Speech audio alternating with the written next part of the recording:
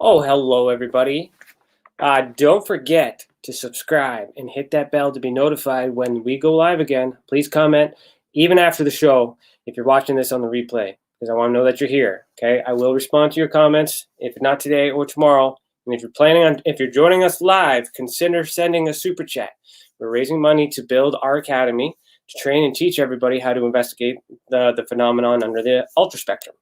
If you're watching this on the replay, please consider becoming a member. Click the big blue button that says join, and you can explore lots of additional content. All right. And also, if you're looking for some cool merch, just like this t-shirt, head over to paranormalhanger.com. Now sit back, relax, and enjoy episode number 53 of Beyond the Tinfoil Hat, because that starts right now.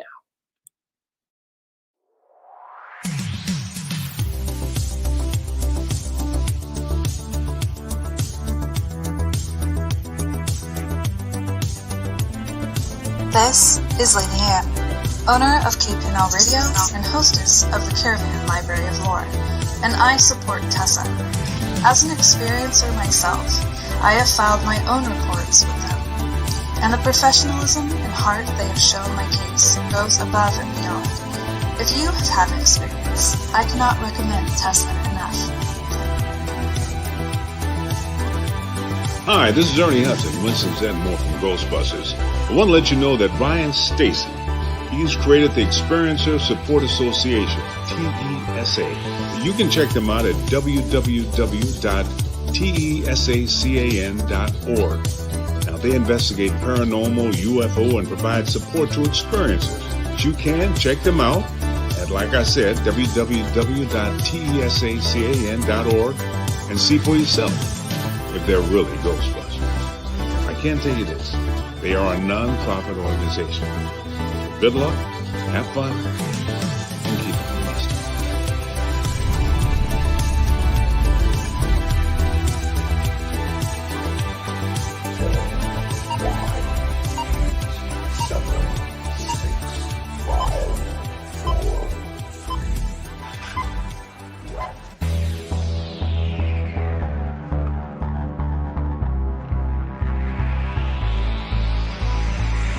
Good evening. You are listening to Beyond the Tinfoil Hat, a podcast by the Experiencer Support Association.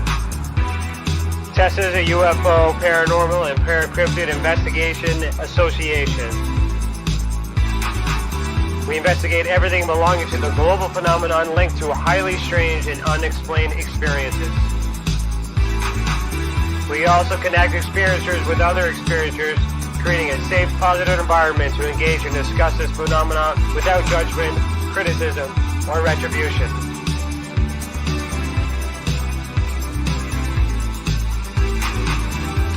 From the land of the white rolling sands, on the southeasterly tip of Georgian Bay, to all of you listening around the world, as we simulcast live on KPNL Radio, we salute you. If you want to go back and listen to our previous episodes, go to youtube.com/the Experiencer Support Association. Do us a favor and hit that subscribe button and ring that bell to be instantly notified when we are live, not only for these episodes, but every single element TESSA has to offer. On our website, tessacan.org, we have something for everyone. We have support for experiencers, data for independent researchers, and places to advertise for professional partners.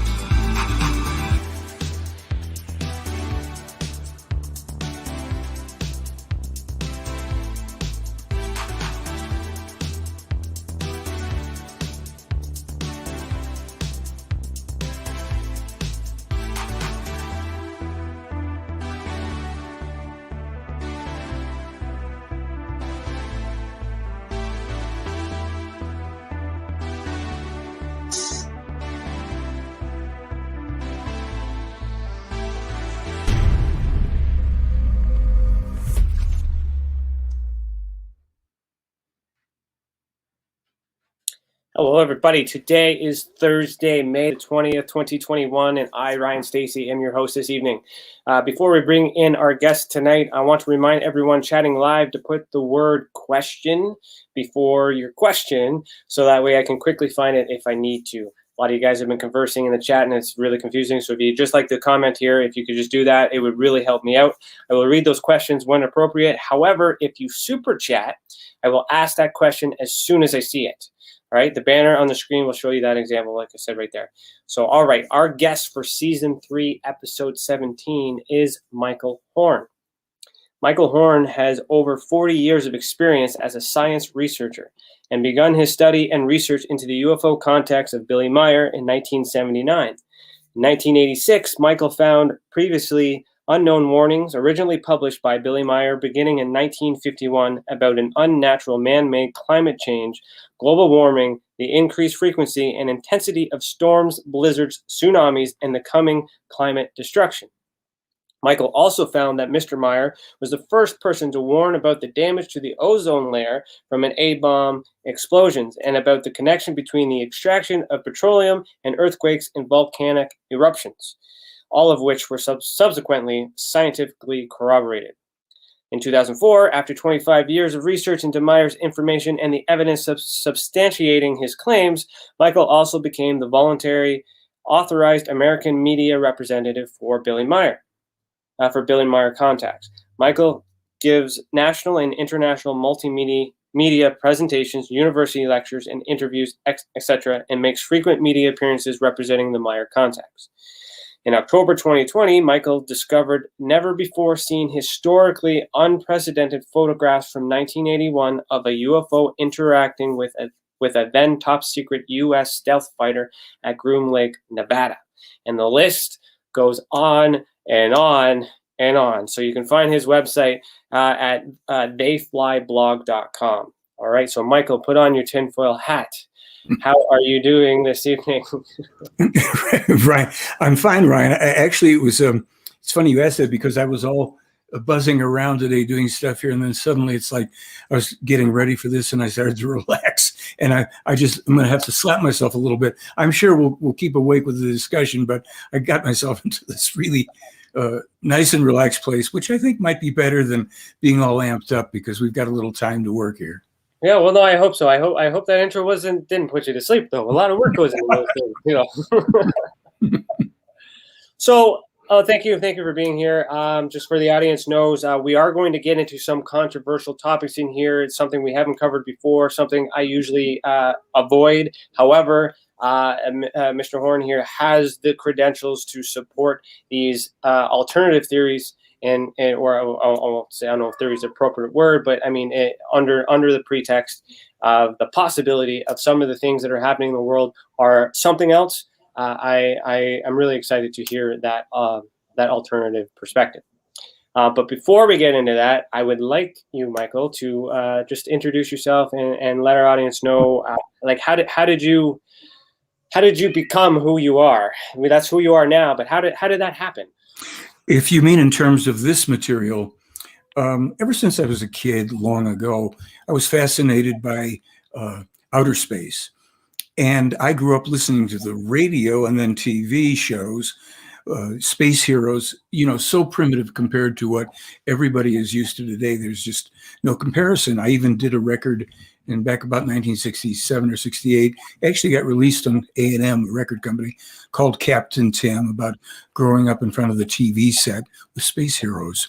In 1979, with many things in between that, I don't, you know, if people want, they can read my biography and all that business, but I walked into a bookstore in Los Angeles and I saw a phenomenal photo book, and it had the clearest UFO photos ever. And that was still in relatively early days of ufology.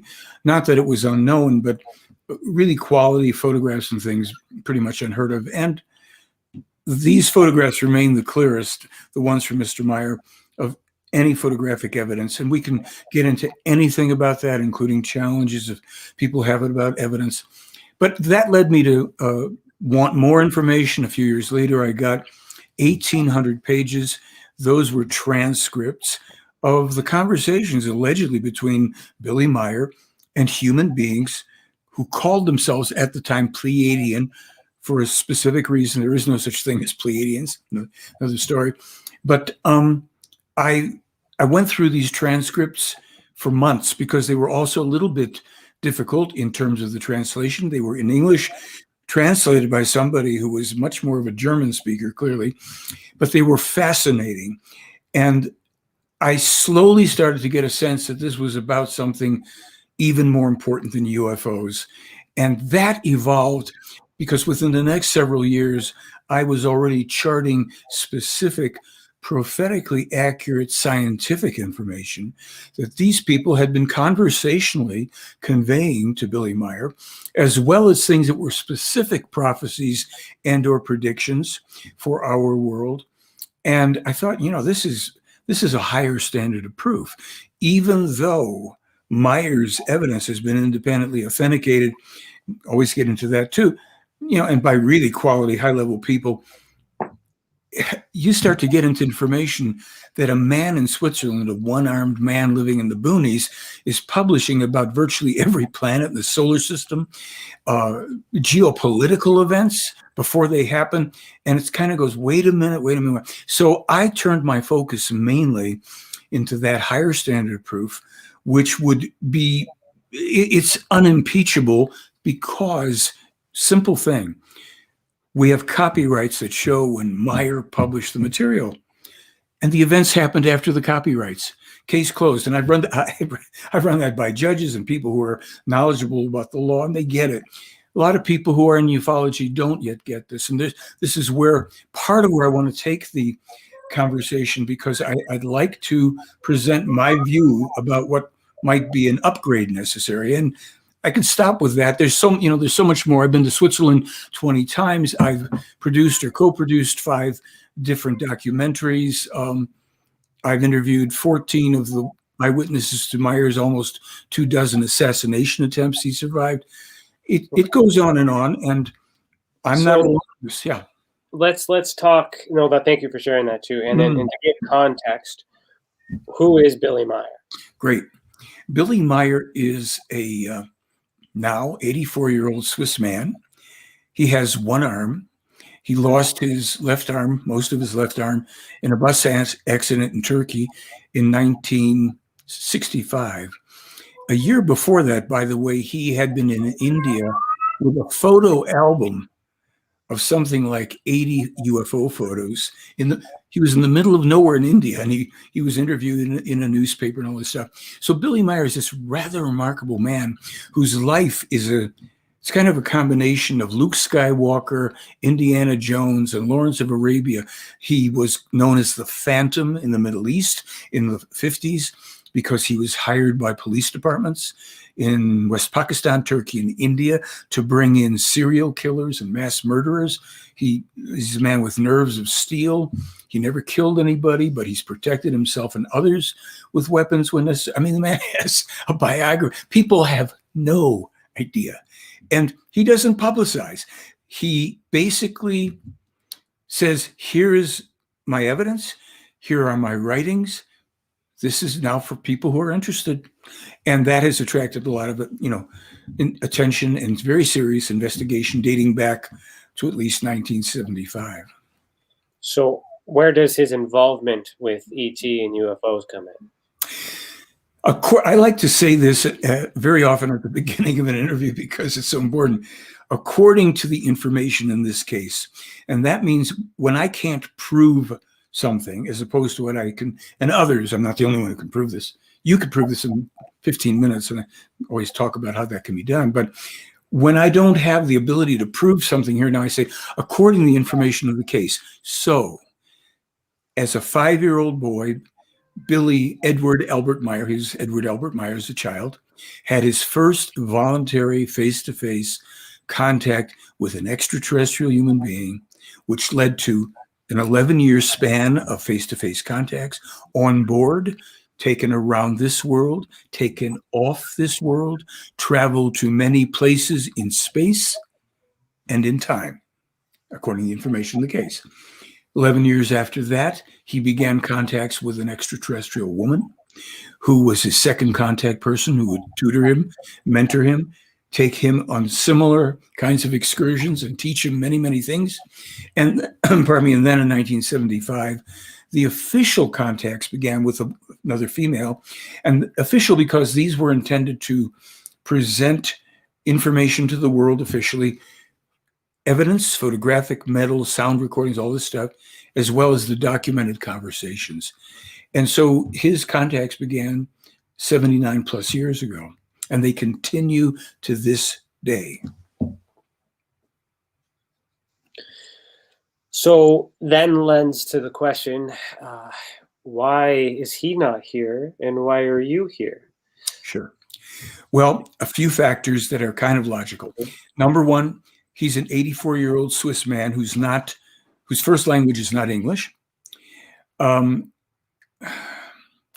He agreed in 2004 to my request to be able to represent him in America as the American Media Representative, and also more broadly in the English-speaking world. I've done that in South America, North America, in US, Canada, Brazil, Europe, that means the UK, Amsterdam, Hong Kong, different parts of Europe. And I said to him, I want to do this. I will represent the information that you publish, that you make available as you present it, as long as I am able to reserve the right to say, I don't know if this particular thing is accurate, but this, according to the information of the case, and also to say, I disagree with something if I do. And he says, of course. And I said, you don't pay me, I don't pay you. This way it's clean, because people are going to accuse me of being in it for the money. They accuse you. All the skeptics say he's got a sex cult. I mean, things that are just mind-boggling. But to get back to it, he has survived, as I said, nearly 24 attempts in his life. He has a family. He works constantly. He meets regularly with the extraterrestrial people, even more so now than before because of the disease. He has a group of people who are part of a nonprofit publishing group who help him disseminate his information. And he's busy with his own life. And since English isn't his first language, he doesn't even do it any longer in German. The last interviews really were a few years ago. And when people have even approached him at the center there, said, we'd like to interview you, English speaking, he says, talk to Michael Horn. And I'm honored to do it. I listen, I don't know everything in the world about this case. There are people certainly that work with Billy and Billy himself that know more, but they have their own specialties. They aren't necessarily oriented towards media presentations or what have you. And this is something like, for me, that is a purpose that I really want to fulfill for this work and for the people who are attracted to it, to serve them in any way I can publicly. And I have plenty of correspondence that I can barely keep up with as well. So that's the only reason. It's not to avoid anything. He just, he's past the point of wanting to do that. It makes absolute sense. It's just one of those questions, right? Like, Sure. And it's a logical explanation. It makes sense, and it's very easy to go in that conspiratorial assumption, and therefore, blah blah blah, this and that. I mean, like if we to compare that to a court matter, that's why lawyers speak on behalf of the clients, because the clients may not be able to converse what they need to say. So so in that sense, it makes a lot of sense. So there's a couple questions I want to ask around that, but before I do that, I did pull up real quick while you're talking one of the two files that you sent me. I'm going to share it on the screen here, just Sure. so I can show I don't know what one's better to show, this one or what other one do I have? I have the wedding cake UFO as well. Right. Which one would be better, that one or the wedding cake UFO? They're Just to two show an different things. example. Okay.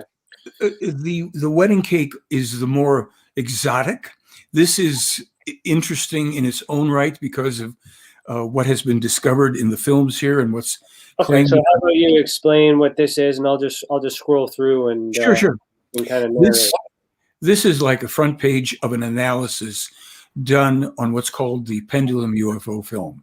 This was the first film that Billy Meier took in Switzerland, 1975, on a rainy and cloudy day. And it looked like, all the people said, it's called the pendulum film because people say, oh, it's just a thing on a pendulum and it's swirling it around a miniature tree. Well, this document that you're looking at is a rather lengthy and in-depth analysis, frame by frame, of this film. that also revealed a lot of unusual things. Among those things, it revealed that the motion of this object was not consistent nor possible with an object suspended from above for various reasons. I'm not going to try to get into all of that. And it also showed that in some frames, the object appears to be within a frame in two places at one time in one frame. And there is information that's subsequently been released about this that is highly controversial. We're still waiting for more clarification, that the tree may not actually have been right physically in front of that farmhouse, but that UFO and that tree were in a neighboring area. This actually was happening, and that the pilot, the woman Semyaze, projected the hologram of the tree and the UFO in front of the house. Now, that's as much as I can say right now without messing it up. And I don't ask first of all, I don't ask anybody to believe anything here. This document and the wedding cake analysis is a 74-page analysis of the other, another examination and analysis online. They speak for themselves. The protocols and tools that were used in these analyses are made available to anybody. As an investigator, you could find out, okay, what did they do? What tools? Because they used a lot of, new technology. You got to remember, this thing was, oh my gosh, it's almost, what is it? 50, almost 50 years old, So the first analysis of these, photos and films authenticated them back in 1978. And there were independent people involved from JPL and NASA, USGS, a lot of high-level independent investigators who were scientists. They didn't have an axe to grind. They weren't trying to prove or disprove. They simply reported their own observation and analysis and conclusions. And that is what's made this also so spectacularly, important and frustrating to skeptics, because they try to attack the people and it doesn't work. The people were high. You had special effects, Academy Award-winning special effects people that looked at that element, high-level scientists who analyze the metal, the photography.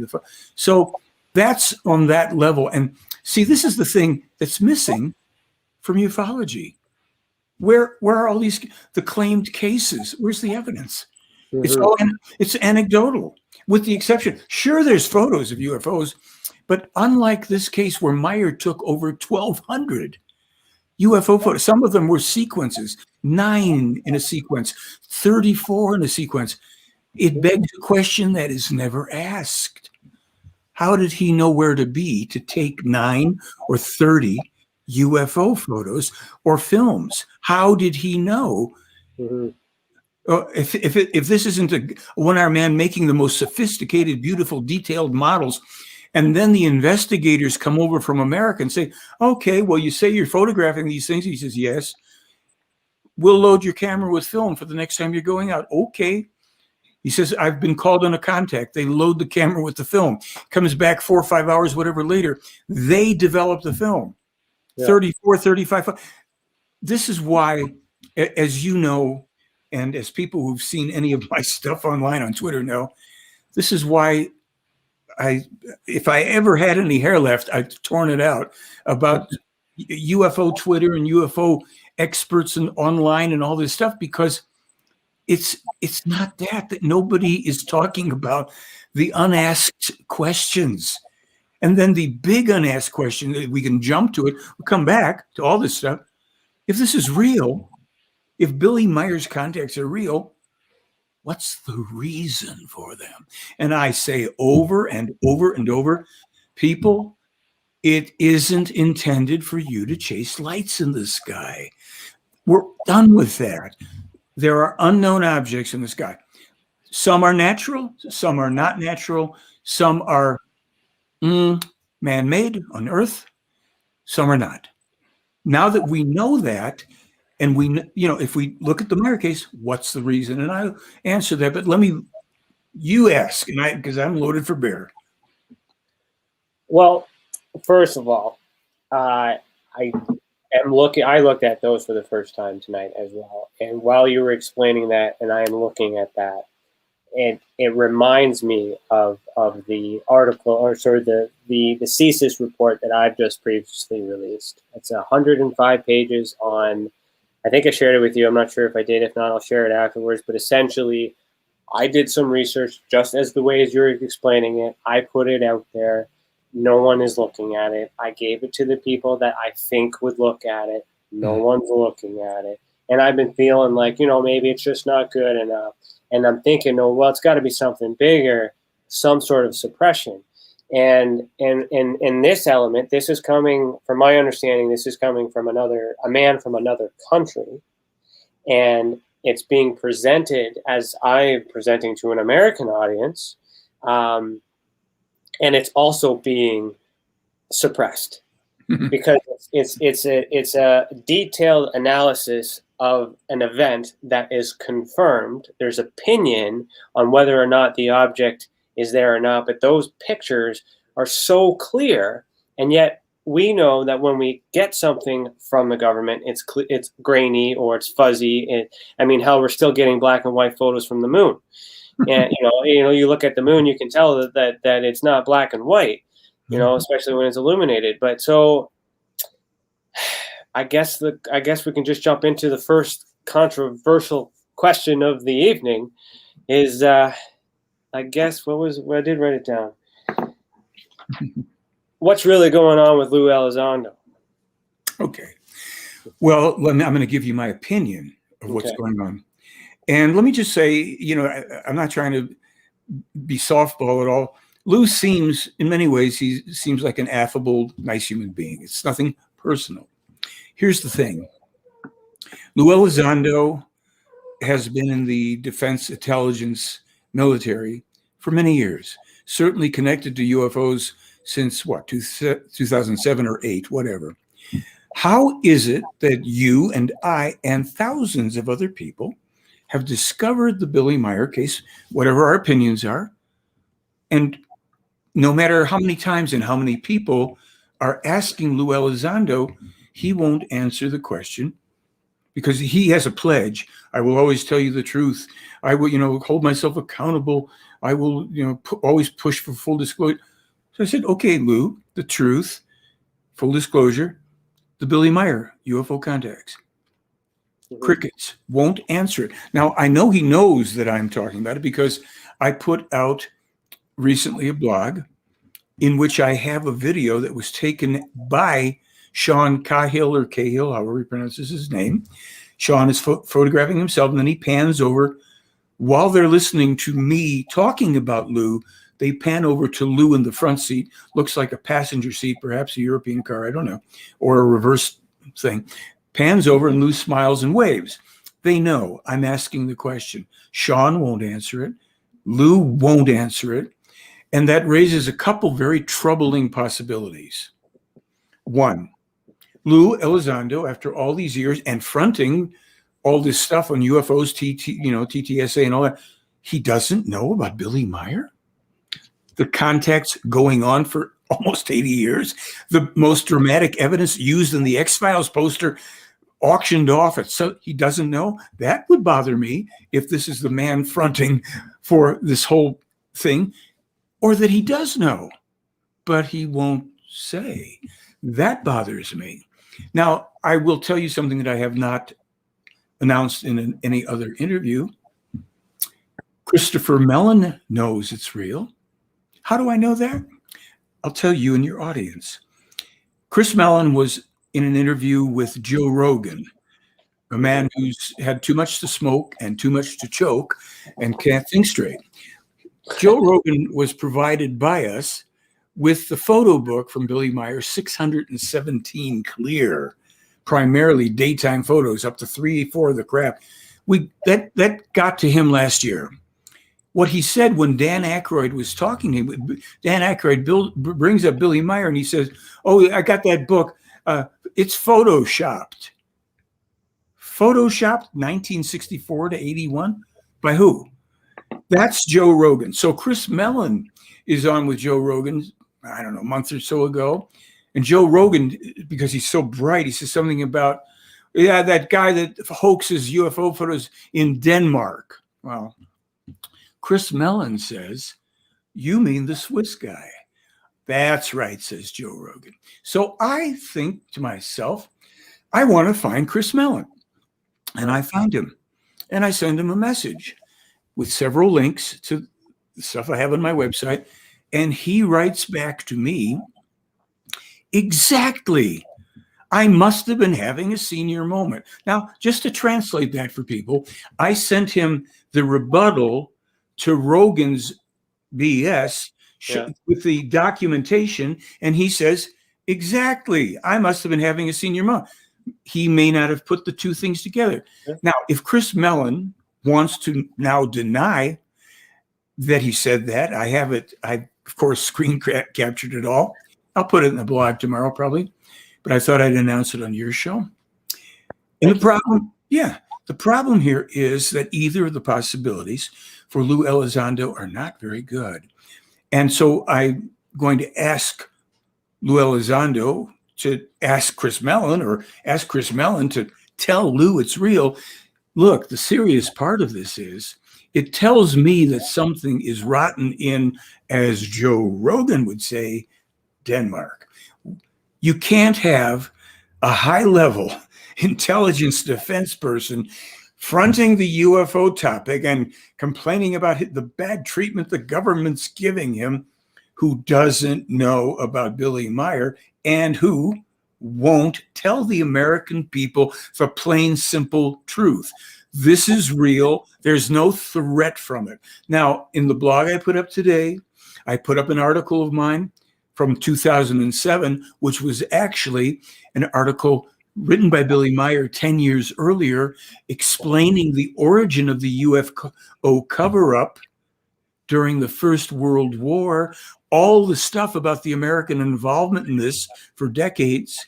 And I put in there another thing where one of the extraterrestrials explains in great detail the true nature of the sightings of UFOs, those that are and are not from this planet, but the largest part of which are part of a very large international, insidious, I don't like to say plot, but agenda to control and enslave everybody here on Earth.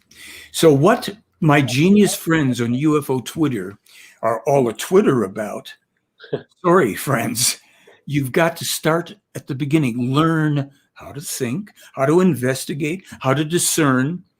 Stop chasing lights in the sky. You've got enough, because you can do nothing with lights in the sky. You can't do anything with UFOs. You could have one hovering out there. None of us can do a damn thing with it. What you'd like to do, if you're savvy, if you're sharpening up your tools, is go, okay, what's real and true, not of this world, and what's it about? What's the meaning? What's the reason? And I'll tell you clearly, the reason for the Meier Contacts in a summation is to help us survive, our future survival. This is a very long-standing mission, if you will. It goes back a very long time to help us get through. Short of destroying ourselves, folks, we've got to not do it. And this beautiful setup from all these shills in the intelligence agency and all the willing, pardon me, dopes in ufology who want to publicize the next bit of crap thrown their way by the intelligence.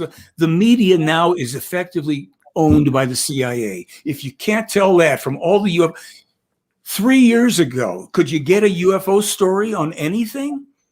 And I will tell you, I have been doing public presentations for 33 years. I have, for the past 10 years, sent out, at least 10 years, to every publication, author, journalist, so-called expert, scientist, anybody I could find. No responses, maybe a handful. I have lectured at universities at the request of professors who at first were skeptical and told me I was crazy. I spent months going over, answering the questions. And I had another thing I'll be glad to tell you in a minute. I really want to, but I'll wait. Okay. With investigators, people who wanted to put me over the coals, It's not me. Here's the material. I happen to study it well enough. I've been told by a judge it's courtroom quality that I can do, and I can do that. I can walk into a court of law in 5 minutes and establish that this is legitimate, authentic, and not anybody online babbling about UFOs and calling themselves an expert, that whether it's Nick Pope or, oh gosh, run the litany of these people. They don't know anything of significance in our lives.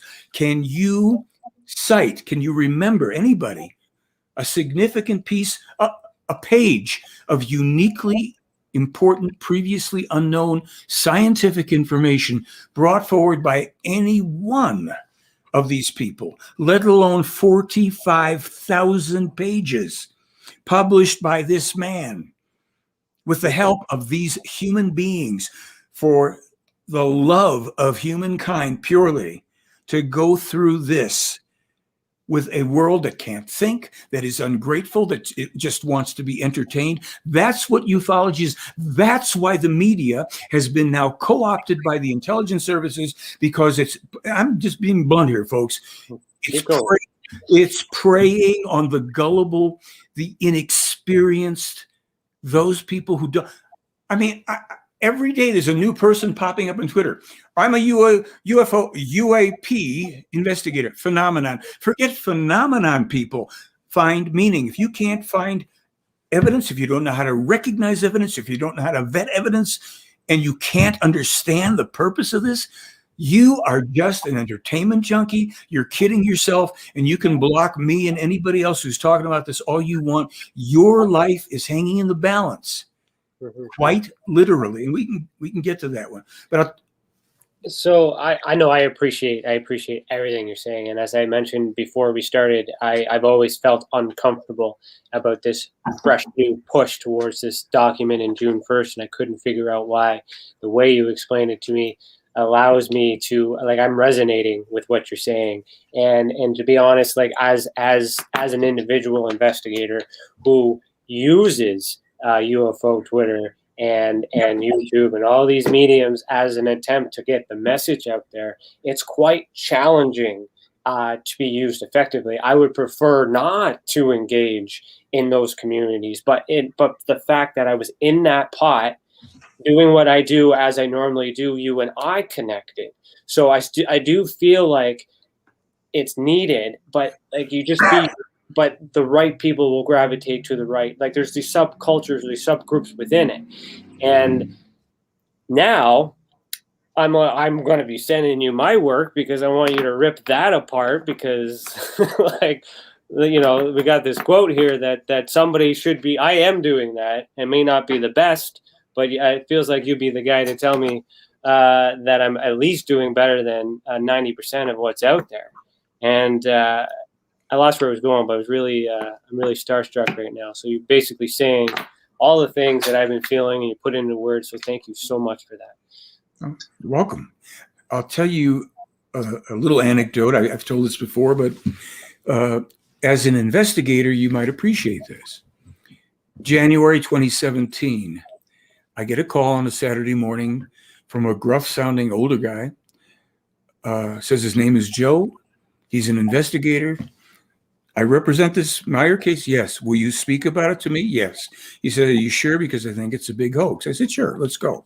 For 3 months, until about the end of March, it wasn't a conversation, it was an interrogation. But I kind of liked it because I had a feeling I was talking to somebody who was the friggin' real deal. Okay. Yeah.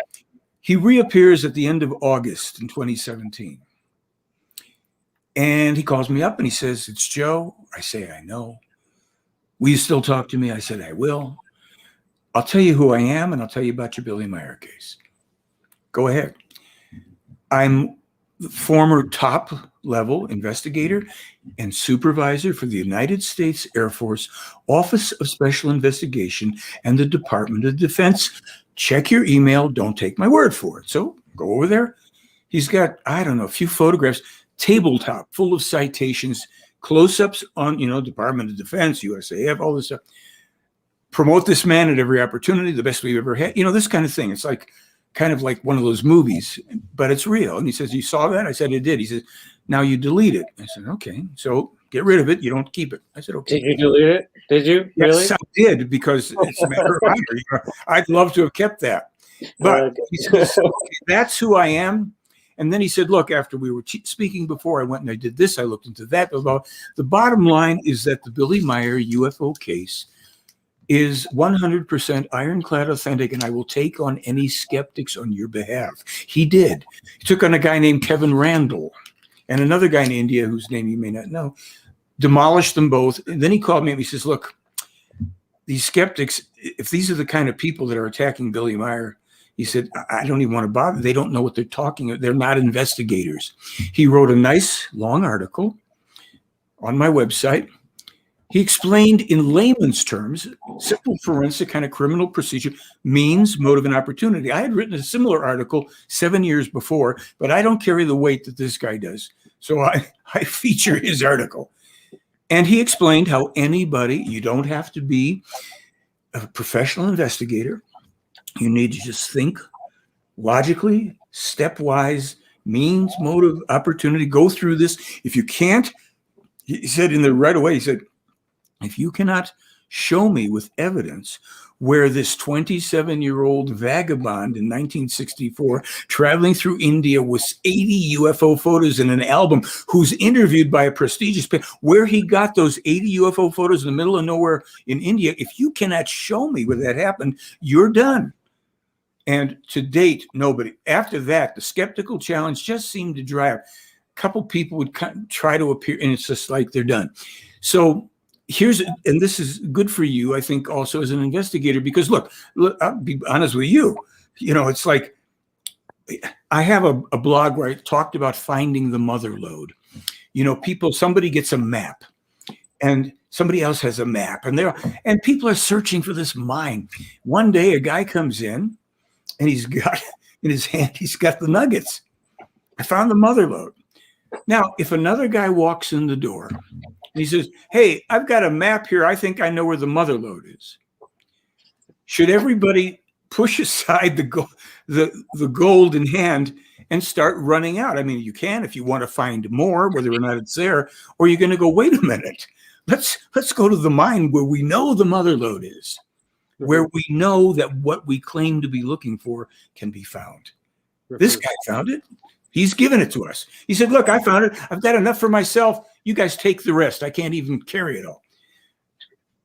This has got to be taken appropriately seriously for people who want to survive, literally, and just people who want to know the truth, not the theories, the speculation.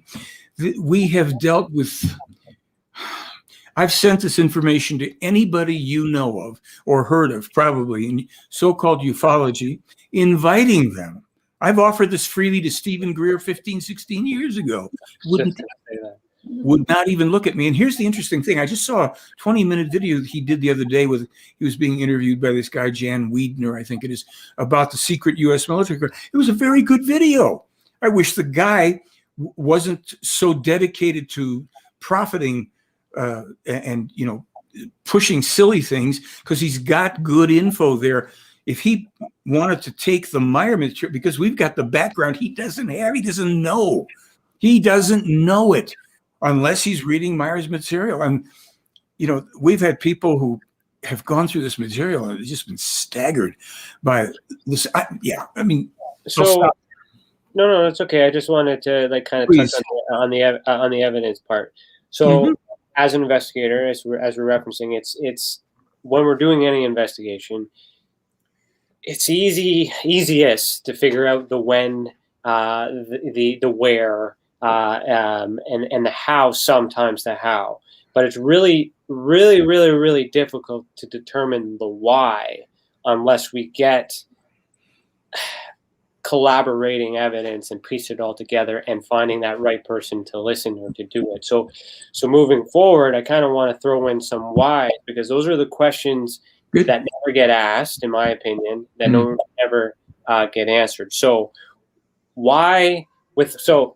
again, for me, being subjected on both sides, not reviewing all the evidence as Sure. it's presented and all that other stuff, being completely neutral. Good. Why Billy? Why not anybody else? And why cover it up? Can you answer those questions? I can give you my responses. Okay. And based on the information in the case. Billy is the only current contactee to these people. Historically, it goes back 13,500 years to the prophet Enoch, also known in German as Enoch. But speaking today, there are other people that have basically accidentally had an encounter here or there, very brief, with an extraterrestrial, with the human beings, because that's the majority, certainly, of what we have. And a lot of this other stuff is disinformation to scare people. So Billy, there's the reasons given are, again, according to the information. First of all, according to the real core teaching in this case, alternately called a spiritual teaching or creation energy teaching, it's a non-religious, belief-free teaching. I've got a book, I study, I test it. Is this real or not? Not a religious text that says believe this. Belief is not fact. We are leaving the age of beliefs for the age of truth and knowledge. People can believe what they want, and there's wonderful things in all sorts of belief systems, but I want the truth, as I think we ultimately all do. So according to the information in this case, it's said that reincarnation is a fact of life. It's a bit different than any of the philosophies, sects, belief systems, religions tell us. And I'll give the real abbreviated form.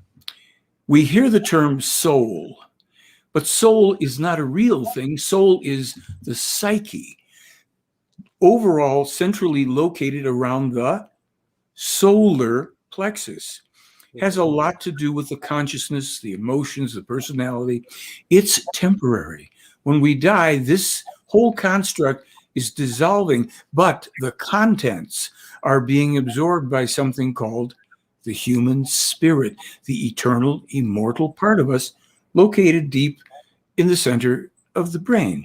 That part, upon death, leaves the body. It is absorbing and assimilating all of the knowledge and experiences and wisdom of the personality that has just ceased to exist. It goes into a non-place as we know it. There's no heavens and hells. There's no consciousness for this because it's not us as a personality. It's us in its most essential form, this animating spirit. When it is time for that spirit to reincarnate into a new personality, it brings with it not burdens and guilts and punishments. It brings with it the potentials from all that it's learned previously, as well as having to have a fresh, clean slate to learn again in this lifetime and not remember the previous life. We don't remember our previous lives. There's some accidental times when children mainly get a glimpse. Sometimes people think they're remembering their past life. They're actually remembering another person. It gets a little wild. However, the point being that if this is so, and there's nothing to believe because it's not a belief system, it's information. Is it right or wrong? You decide. If we proceed, the spirit that has incarnated, reincarnated, and animates a man named Billy Edward Albert Meier in Switzerland, has in previous incarnations and personalities been a prophet / contactee before too, going back 13,500 years. And this is the final time that we on Earth will have a prophet contactee whose sole purpose has always been to bring forward what they're calling the reality of life, the teaching of how the universe operates, its immutable laws. We're not here to be punished. We're not here to be, rewarded. There's certain laws that are just immutable, always affect life at every level and human beings as well. So that's the being said. The reason for Billy Meier is he's simply the guy that is that guy. This time around, he could have been somebody else, and he is somebody else. He's not this guy, he's that guy. There have been other people who potentially could have done a similar job, but they either died or kind of declined to do it. And so this man is the guy. Now, there's been outreach to different governments. You won't hear about it. There's been even some people who were approached in contacts that shocked the crap out of them with Meier and one of the extraterrestrials for very specific purposes to avert certain circumstances, such as that would have led to a third world war or all. But this is all in the material, and people don't even have to bother with it if they don't want to. You don't have. It's not about Billy Meier, and I know that'll sound strange. He's the messenger. He did his gig, and now he was basically done, except that we encountered a disease here called coronavirus COVID-19, and now there's reams of information coming forward. I was going to save that for the back half. That's Anytime you want. Controversial topic number 2. We'll save that for the back half. But okay, so I'm tracking everything you're saying. I'm eating this all up, and it logically makes a lot of it checks a few boxes on some concerns that I had. Again, evidence-based, fact-based, and it still comes to the why. So like we can have all these assumptions of or these knowings as why the government would cover it up and things like that too, and blah blah blah. But so let's look at the facts. The fact is there's a man in Switzerland that through scientific evaluation has made contact and is expressing to communicate with certain members, and those members are either A, not taking it seriously, or B, preventing that message from being seen or heard or given. So question number 1 would be, how could anyone assist in getting out a message, so whatever that message is that is being suppressed? Because if we do that on a whole, the more people thinking that way or projecting that way, it might be more beneficial. And then B, why doesn't the extraterrestrials or the contact just do that on a larger scale and approach everyone in the same manner? Sure. Why not make it so obvious that it can't be denied? Well, let's look at the idea first of how we could help this. Yeah. Any and everybody who's involved, let's say, in UFO stuff and is investigating, studying, should look at this material. And I am always available. I do emails, I do shows, interviews, whatever, to answer as best I can, respond to challenges and questions. When people come to the realization that this is authentic and they're satisfied, they go through this whole thing and get satisfied with every question. Well, skeptic said this, he has a cult of blah, blah, okay, we go through the whole thing, whatever you want. Well, what about these photos? Yes, we can explain all the photos as well. Then when people know, and hopefully before it's too late, they would do something I've just done. I mean, among many things, I'd start with, if you're on Twitter, start asking Lou Elizondo and Chris Mellon and Alex and Diedrich to tell the truth about the Billy Meier Contacts. What's wrong here? Can't we? This is going on. If you've satisfied yourself, yeah, by golly, yeah. And he predicted all those things before they happened, and now he's saying we're going to get these things if we don't change. Hey, fellas, you guys are right there at the foot of the government, maybe even in the belly of it. Would you please reveal this, and can we start talking about this material? Does he have a latest prophecy that has yet to be fulfilled that we could document, that we could track and see if it happens? Sure. There's an old prophecy. First, I tell the story that I first read this literally in 86. It was published in 81 the first time, and in 87 the second time. I was with a friend, read it in 86, and I laughed. Why did I laugh? What was it about? It said, in the future, the United States of America will have 2 terrible civil wars, one following upon the other, and it cannot be helped. but that the country will break up into 4 or 5 territories with sectarian dictatorial rule playing a prominent part. Now, I laughed at it. I'm not laughing anymore. I have about 14 articles going back almost 10 years or more online reiterating this when I was watching the events in our country unfold. We are in the early stages. Every day brings a new polarizing dissension element conflict. See, people think, like, people will make comments on that video about the Civil War. Oh, well, there's no Civil War now. And I've stopped even answering, because the answer is this is a process. And we are in a process where it isn't that just today, the Civil War began out of nowhere.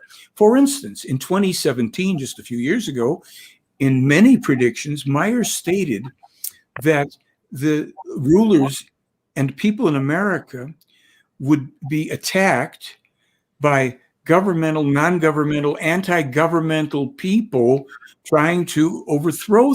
We had that on January 6th was one of those events. And I'm not looking, I don't have my thing. If I read you the thing, you go, well, that sure sounds like January 6th, except it's been on my website since 2017. We have one thing after another. The climate, a lot of people are this way or that way. Billy Meier, 14 years of age. He's the first person to publish in the future, unnatural, man-made, global warming, climate change, damage to the ozone, devastating weaponry. 14 years old. He predicted the computers electronically interconnected around the world in 1958.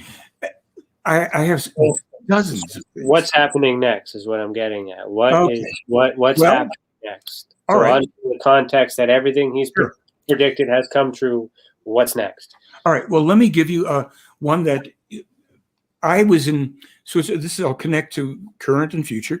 2006, I'm in Switzerland. I'm talking to Billy. I say, Billy, was our Iraq Gulf War, U.S.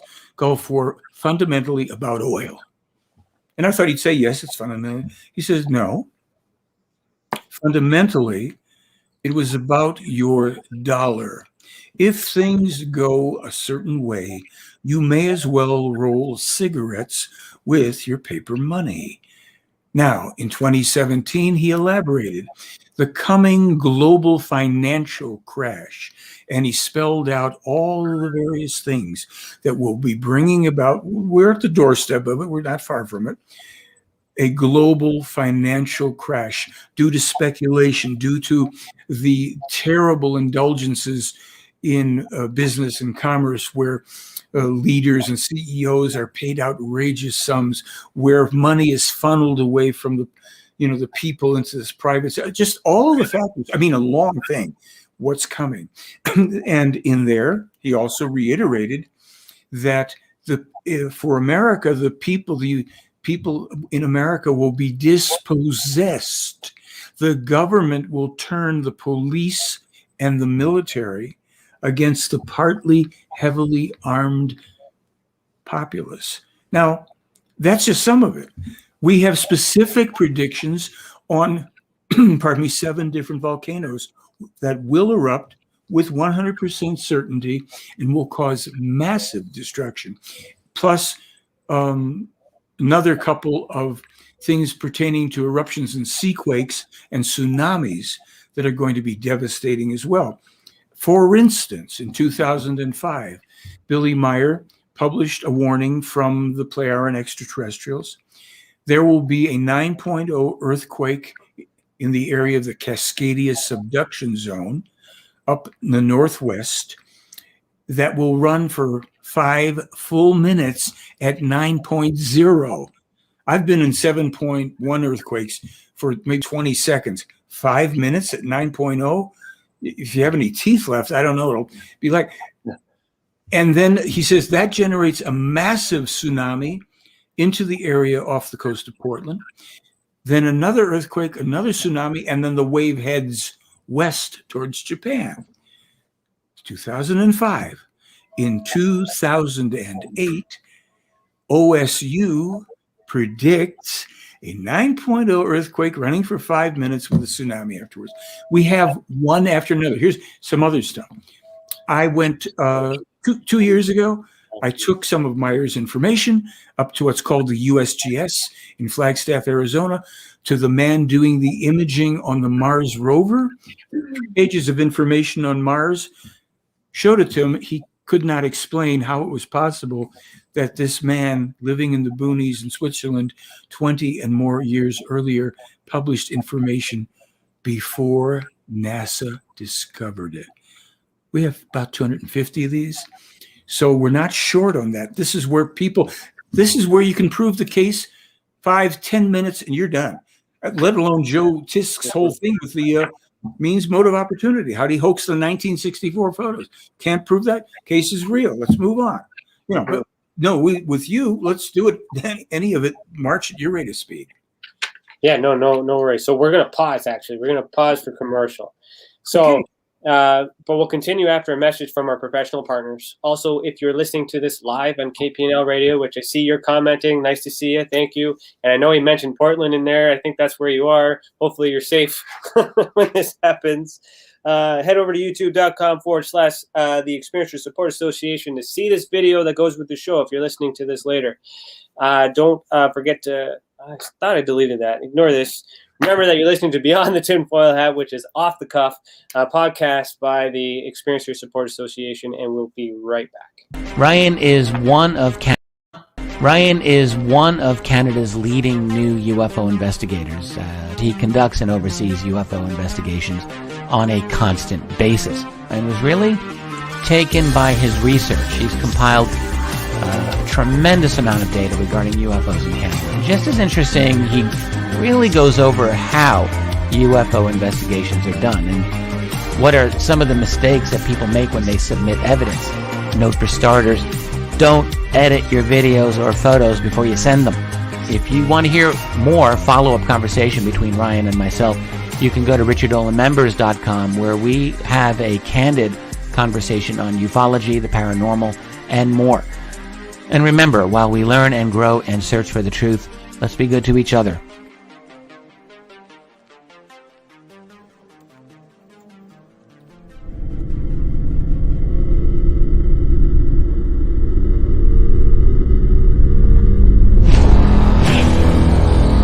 The same thing that draws aliens to our planet is the same thing that draws us to others. Exploration, curiosity, sustainability of life. That's why we go. It would make sense as to why they're visiting here. Travis! Quit playing around, man. Get back here. Travis! The last thing I remember was this numbing shock. Stunning sort of a feeling. Very powerful.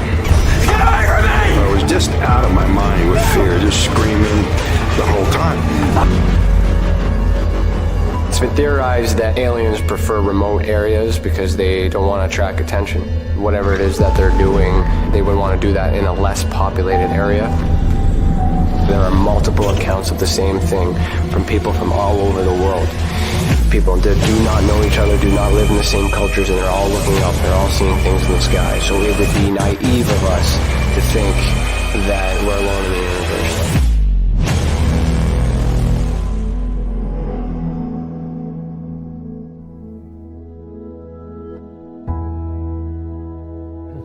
My mission is to assist and help those experiencing this phenomenon in such a way that they're able to continue and live with it, and also in a way that it can be measured, quantified, and reinforced within today's society, so that way it can be accepted and no longer viewed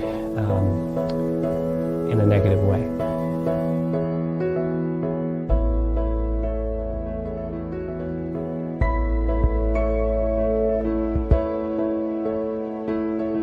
One thing that I do value in people is the ability to sense and feel when something is right and when something is wrong. That is a natural ability that we all share. Now, when we combine that with the paranormal and ufological abductions or visits, I have the sensation that these abilities are connected. Not everyone can sense, not everyone can feel. However, those who can are typically connected with something that we cannot explain.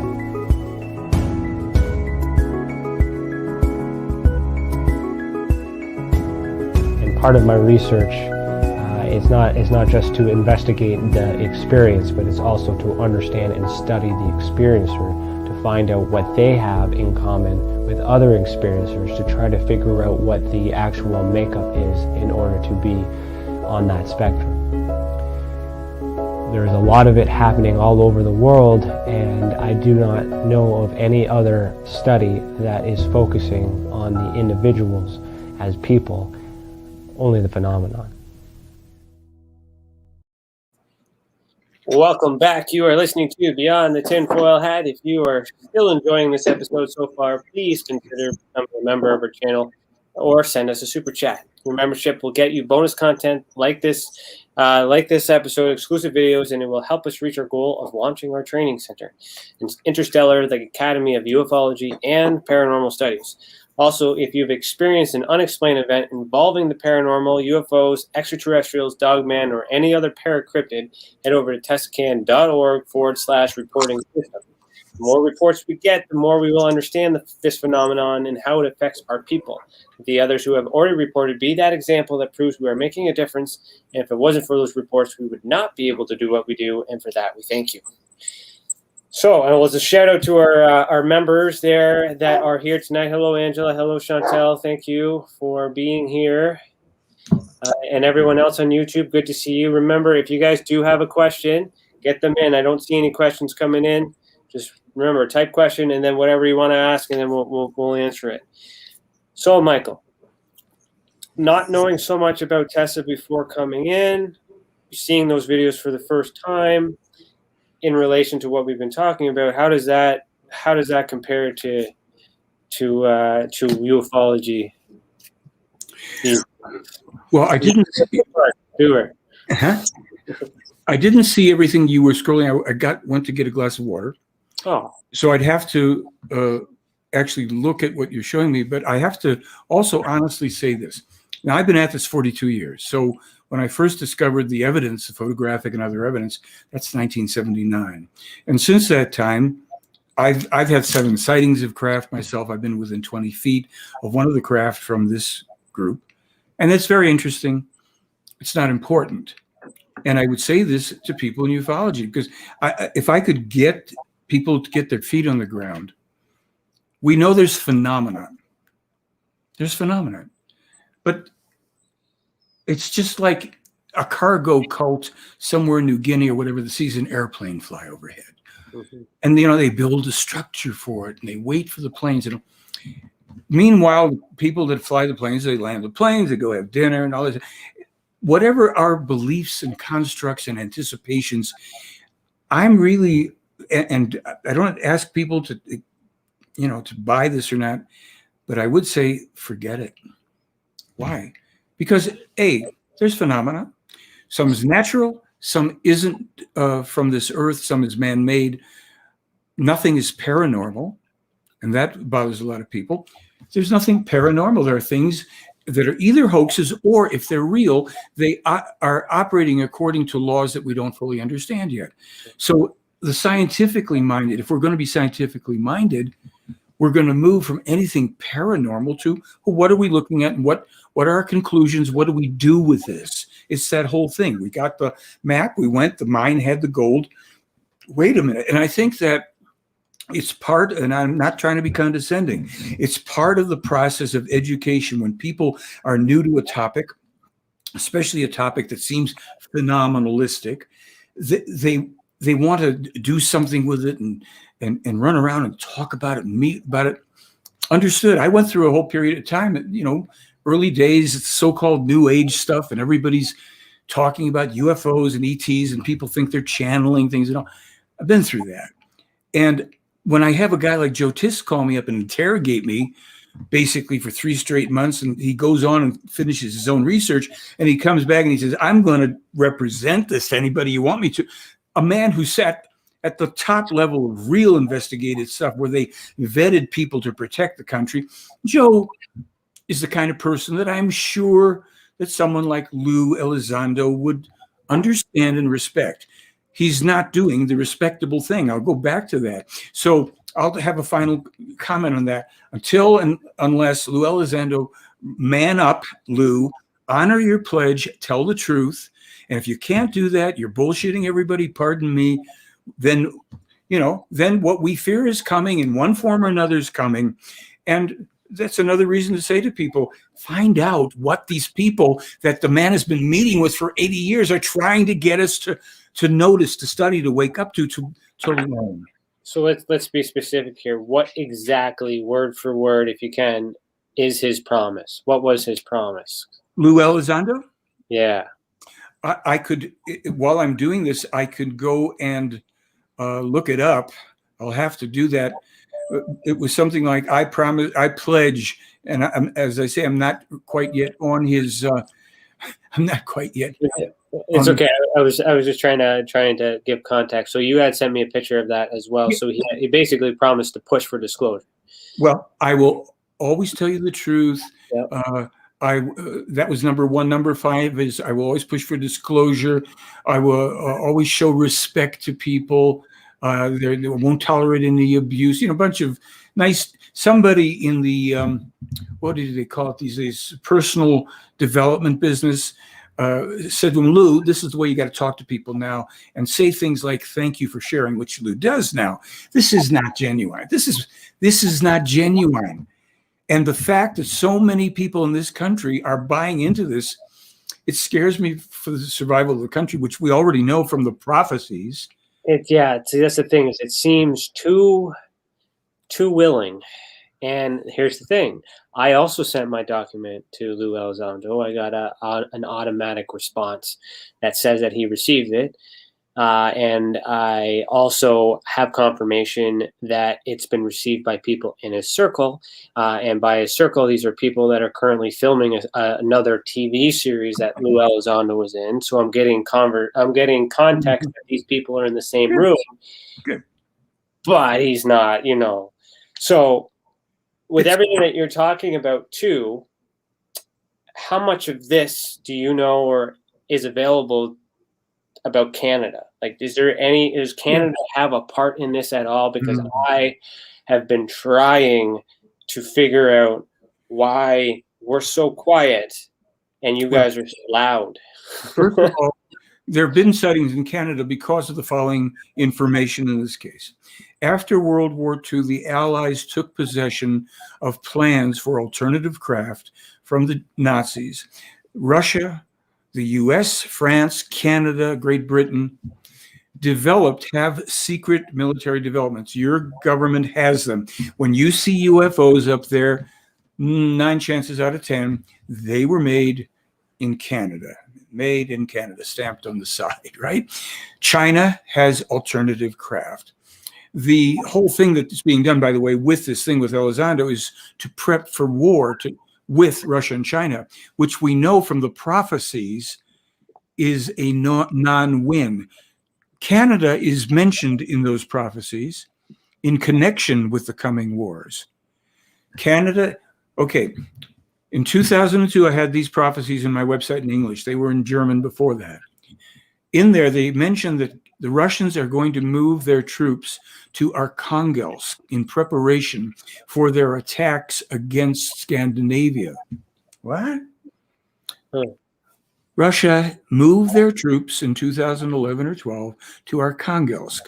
Billy Meier in 2011 told me, I have it on the film, Russia, the United States, Canada, and China will be vying for the mineral rights in the Arctic. He says, I don't know if it's been officially announced yet, but it's actually underway. A few days ago, Russia announced staking claims up there for the mineral rights and establishing a military base. Anybody still want to chase a goddamn light in the sky? Our lives are on the line here. So when Russia comes into Alaska to attack America because of certain things that our country has set in motion for just decades, Canada will be dragged into this because of some other circumstances, which this is my conjecture. I think relate to the fact that several years ago, Canada made some kind of an agreement with the Russian state of Georgia, which Russia did not like. So if only, see, this is the UFO people are the people who should learn the truth instead of spending their time perpetually chasing phenomena. You can do nothing with it. You're done, folks. Forget it. Not enough. I don't want to hear about another UFO sighting. What does it do for you? Don't you want to know historically what's coming your way from the most accurate, prophetically accurate source on the friggin' planet? For 13,500 years, these people, the Pleiadian, have interacted and done this for us. Is it possible that, so just me connecting everything here, because then we're going to get into the coronavirus part, because I feel like this is connected to that too. Sure is. Is it possible that this UFO hype right now, part of the divulsion or disclosure of an existence, could be a mask for a threat that in which a war will have to happen in response to? Yeah, like you get what I'm saying? Like this war that's about to break out, is this how I'm trying to word it properly without. Is it a cover up? Is it a is it a false flag? Designed to create war for whatever purpose. But here's the thing about that, and a lot of people share the opinion, but people have to decide for themselves. I think there's two distinct possibilities. We might be surprised with something else. I don't know. A fake ET attack. Obviously, it doesn't take anything more than a high school education to realize you're, on this whole thing of our airspace is being violated and all this threat. Now, if the ET element is brought into consideration, and this has been going on for so long, you mean to tell me that an advanced, hostile, aggressive, highly developed extraterrestrial race is simply playing cat and mouse and telegraphing its punches so as to give up the element of surprise for an attack that it hasn't done in over 105 years, but it's getting ready to do? That's for dummies. That makes sense. Right? That's for dummies. So the other possibility is, which they're already also saying, the Chinese or the Russians have got this alternative technology. It could be a threat to us. Always it's a threat. They were talking threat last year because it's to build up the weapons industry and the war machine. And the second option is to fulfill that prophecy of America pushing ourselves into a dead-end war with Russia that destroys our country from one coast to the other, till, as the prophet Jeremiah said, all that's left is a muddy swamp. Now, a cover-up for these phony, crazy things, because our country's main business is war and aggression. I'm just not saying anything people probably don't know.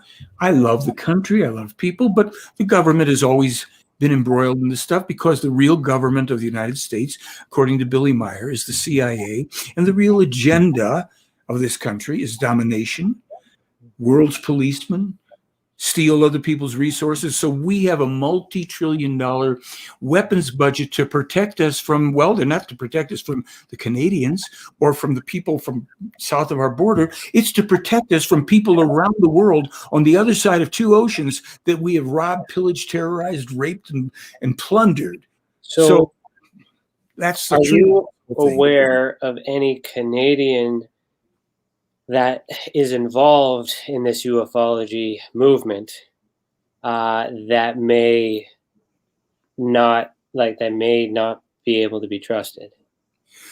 I don't know. I'm probably not aware of all the people in Canadian ufology. I can tell you that there are any number of people in Canada who are students of, supporters of this material, who participate. We have wonderful. It's a loaded question. It's part of an ongoing investigation that I have. So I'm just hoping. I was looking to see if you could name, if anyone comes to mind of any No. negative thing in Canada. Okay, then we're good. No, just the agenda that is part of the actual Canadian government, secret government, which is the same as ours, which is going to bring a lot of grief to your country.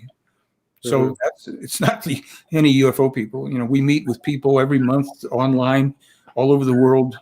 We discuss the case, but yeah, I know of nobody. Yeah, no, our government is pretty transparent when it comes to it. There is information available.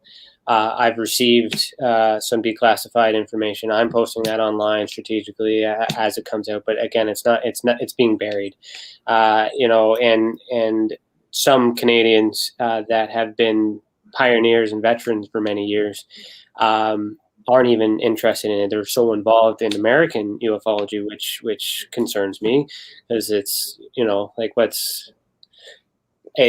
so when I see fellow Canadians actively eating up the American ufology movement, the concern comes from the thought process of them just riding the wagon to be popular, to get the votes, to get the likes, to get the ads, to get the media attention, because everyone is eating up on this topic, which, like as you mentioned before, everyone is blindly following the new Messiah, which is Lou Elizondo. Yeah. Now, how many of them are, in your opinion, how much of that is masked behind that belief and that want versus intentional deception? Okay. The way I answer that stuff, by the way, I don't know if you've ever heard, there's a group in Alberta area, Questers. I lectured in Canada, that really nice people. I've lectured at 4 universities some years ago up in Canada, did presentations, and the whole tenor, the whole tone is so different. So there's a feeling that people were more civilized. I don't know how to say it. Anyway, my point of view is this: I think ufology needs to dissolve, and people need to understand that there are different things in life that we are seeking, and we have studies in history, in biology, space travel, environmentalism, ecology, all these different things that have a body of information contained in this case. Greta Thunberg doesn't even know what this is about. The green movement, if people would read and study and go through this, but I'm not trying to proselytize for that. I'm trying to say, look, ufology is still focused on friggin' objects and alleged beings or non-beings and conjecture. So, with the document that's coming out in June 1st, that everyone what is your opinion on that? Do you think they're going to confess that all this technology belongs to them? Because that would be the easiest way to dissemble ufology, by claiming ownership of these crafts. Right. Like, no. What kind of info are we going to get? Here's the thing: the Pentagon, the CIA, any intelligence organization doesn't, quote unquote, tell the public the truth. It's just known for that. All these years, the government denied UFOs. Suddenly, it's all over the place. Mm-hmm. The Pentagon is going to tell us the truth, but look, this is because they know people are gullible. Yeah. People, I'm sorry, are not very bright if they're going to pay attention to that crap. Here's the bottom line, and I welcome people to think about it and challenge the thought. Unless at that time and before with Lou Elizondo, unless they come out and say there are contacts with extraterrestrials ongoing in Switzerland for the past 80 years. Apparently, obviously, there's been no threat to the world from them. They have presented through Mr. Meier, we have 45,000 or more pages of information covering every science, every field of study germane to us on Earth, that we can take the time as amateurs and professionals to go through, to vet, to test and implement, because they're claiming it's in our best interest. We haven't seen any reason to feel that they have a nefarious interest, but we don't know if this material is correct. We're going to go through it all with your help. Let's do that. Since we are the Pentagon, we want to tell you, American people, we're going to tell you the truth. Okay, I don't think that's what's coming out June 1st. And so in a way, I don't care. Look, we have people on TV here, a guy named Tucker Carlson, very bright guy, he's politically this way or that way, and he has these shows about, and he has Lou Elizondo, and he doesn't know his ass from his elbow. He's believing all the Lou Elizondo, I might have to run for government here, and to get the truth. No, just talk about the Meier case. This is what I'm saying is foreign. Right. It's not what people in ufology want to hear. They want ufology, Ryan. There's no ufology. There's either the truth. Well, ufology is the study of unidentified objects. If you can't identify them, you can't study them. Guess what? We have people making alternative craft on this planet for 100 years. Yeah. Alternative craft. Read it. It's all in the Meier material. We have people in this country and others. You and I, we cannot do crap with that. We can do something with how to survive here. To piggyback off of that, and you guys are hearing this for the first time, and I will, you can quote me on it because I'm going to have to publish it either tomorrow or the next day. But the next document, I'm just trying to see if I can pull it up. It's not readily available to me. But the next document that I'm going to be releasing or publishing on the on the website is an actual RCMP interrogation report with a German engineer who crossed the border from United States, and he is testifying that the American government has the technology to create alternative crafts. So this is a document that I've already been transcribing, that I'm ready, that I haven't released yet or publicized on our website, completely just lined up with everything you've just said. So that gives me goosebumps. Okay, and we have more info, but I'm happy with that. So what I would say, here's how I would look at it. Let's say June 1st comes or whatever. They're going to release whatever. If in between now and then, if people will just look through the telescope, remember that whole story with Galileo. And believe me, I've tried to contact scientists after scientists after scientists. They are just so afraid of losing their tenure and their salary. And the ones that claim to be interested in extraterrestrial, they won't go there because they want to keep chasing something. So here's the thing. You're going to get a load of something from the government within a week or two, whatever it is, or later if it comes out later. In the meantime, you could know the reason for the real contacts and get yourselves ahead of the curve here, because this government, listen, if what I'm telling you is true, and we will get to that thing about COVID later, and the government knows this information has been published for well over a year, actually, by Meier and through my website about COVID and how to deal with everything, and they have suppressed it. You do not have a friend among these parasites, among these profiteers and power-hungry lunatics. Let them do what they're going to do, because we're not. Even Billy said 6 years ago, the minority, the people that know the truth, will not be able to do anything but put their hands in their pockets and be amongst themselves with the truth. If you can grasp that, okay, there's objects, some of them are piloted by people from somewhere else, and here's the reason they've come here for 8 years. What is your version of the truth? What is the truth coming from you? And I'll share my truth after. In terms of, do you want to be more specific? The truth about the answer to what is really happening on the ET phenomenon. Okay. The world is, okay, let's go bigger. The universe is teeming with life. The universe has good, bad, ugly. There's human life, not in our neck of the woods, not in our solar system, but even in our galaxy in some places, but other places a lot more. Human life comes in various forms and shapes, sizes, and colors. Human life is at different levels of development throughout the universe. Some places it's still in the most primitive. Some are extremely highly advanced. Some are super high advanced, but there's no perfect beings. In the developmental course of human evolution, which all go through stages, very set stages. When you reach the stage of being able to travel through space, when you have learned how the laws of the universe are working, and you hopefully are a positively oriented race, you venture forward into space to discover and to assist emerging races depending on the level of evolution they are at. If they are not yet space traveling, you cannot come down and interact with them. You can at best insert information obliquely, maybe through a person or two here, start to awaken. And yes, that is done with our scientists too, in strictly non-military ways, impulsed ideas to help the evolution, that we can solve our medical and environmental problems and all the rest of this. That is done. It's a ubiquitous experience in the universal law of the evolution and all. That's why we're not going to have landings. Nothing good would come of that. Anybody that's going to land is too close to our level of evolution and problematic, and we may get that in the future. We may get that.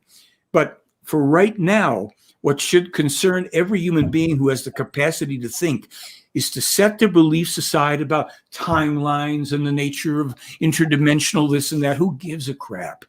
You live here and now. You're in a world that is being decimated by a disease that will be with us till the end of time, practically.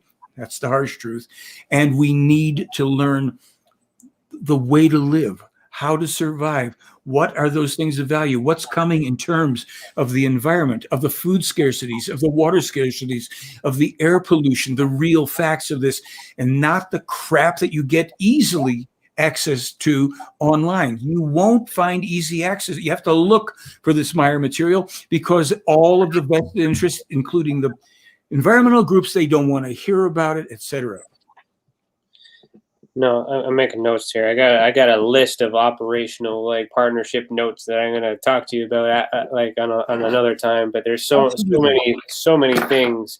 So for me, as an investigator, so just to give quick context, I, as a phenomenologist, I is how I would identify the best, is I'm studying the people who are affected by phenomena. So through that, when I measure UFO sightings, paranormal activity, consciousness, downloads, precognition, anything, all of the what I call the ultra spectrum, which is a classification system I created, which pissed on Hynek and Valle's classification system, which is also why nobody likes me. But anyways, there's a little quick context on that because I'm trying to understand all phenomena, because I had the hypothesis through my sightings investigations through MUFON that there was more than just the sightings. And what I've learned through 3 years of research is that the sightings are just a mode of transportation for some, whether that is in conjunction with the American government, which would make sense, or Canadian government, any government, or completely independent. But what is happening with these experiencers as they're reporting to us, we get them to report individually all experiences that have happened in their life, paranormal, whatever they decide to label it. And what I'm finding through this study is that it starts with a sighting. Years later, there's abduction or contactee type phenomenon. Years later after that, there's poltergeist, paranormal activity phenomenon, and then all of a sudden psychic ability. So when the experiencer is talking about this phenomenon in general, they're the way they've been raised and wired through programming on TV, they separate. They divided them at birth, and they think that they're different, which is why the ufology community won't touch the paranormal community, because they think it's all this other stuff. But when you timeline the experiences, I have multiple cases that can prove, or at least heavily suggest, that the ET connection created somehow this paranormal consciousness, mental ability that the experiencers are now omitting or experiencing 50 years later of evolution. So what is your thought? That's just my statement. All right. And you'll find this in one of the articles I put in my blog today. You have to understand something. I don't mean to say it that way, like you have to understand, but it's like, no. All right. Most of what you're describing, quickly, 90% of it is very easily explained. So here's a few things. So-called paranormal activity, sightings. And all this, you have to understand, I'm saying this to the general UFO community. Hey, don't worry. I would take okay, I'll just lay it out. Say what you mean. The whole thing with UFOs, aliens, extraterrestrials, sci-fi, this has been in the collective consciousness right now for something at least 70 years. You and everybody you know have grown up with this on billboards, serials, cartoons, movie. And the way, see, the Meier material has that teaching I was telling you about, explains how the mind, how the consciousness, the subconscious, the unconscious work. So in this context, what you might look at is so many of these people have allowed this phenomenon, bombardment, to coagulate inside themselves and quote unquote be triggered by a sighting or whatever. It could be a test of a craft down in New Mexico, strictly U.S. It triggers their thing, and the conclusions are jumped to ET. We don't have, where's the evidence? Give me evidence of extraterrestrial manufacture of any damn thing. Never had it. Stephen Greer doesn't have it, and not a one of the UFO people have it. So we're being harsher to save ourselves a lot of time and trouble. So what I'm telling you, sleep paralysis, belief systems, religious training, childhood abuse, you name it, every conceivable thing that can trigger, or with the complexity of the human consciousness, then creates these. Billy was once talking to one of the ETs about some very brilliant thing that was done, and somebody had asked him about, was this done by ETs? And the extraterrestrial says to him, we're still trying to figure out why the people of Earth want to attribute everything that's a great development to extraterrestrials when they have the genius among them and have had it all along. Leonardo, Michelangelo, Elon Musk, but no, it's got to be extraterrestrials because we bought into the stupid sci-fi pumped at us since the late 40s by the U.S. government, military intelligence, and all the poor people who have nothing else to do, and they decide today I'm a UFO investigator, or UAP, unidentified aerial phenomenon. Folks, again, do I have any hair left to tear out here? And I use all those titles just to be trendy and popular in the community and the fun, but I hate them. I am a private investigator. That is a license that I own. I have an agency. But that means nothing. Look, if you, as an end, I'm trying to think of a quick analogy. You're a private investigator, and you're looking for evidence on a particular crime. Let's just say, and somehow you get led to this evidence, and you're putting it together, and you're working with forensics people and all that. And you've got the solution. That's how the crime was committed. Now, are you going to spend 10 more seconds with somebody else saying, we should really try another, direction here, another avenue of pursuit for that evidence? We just solved it.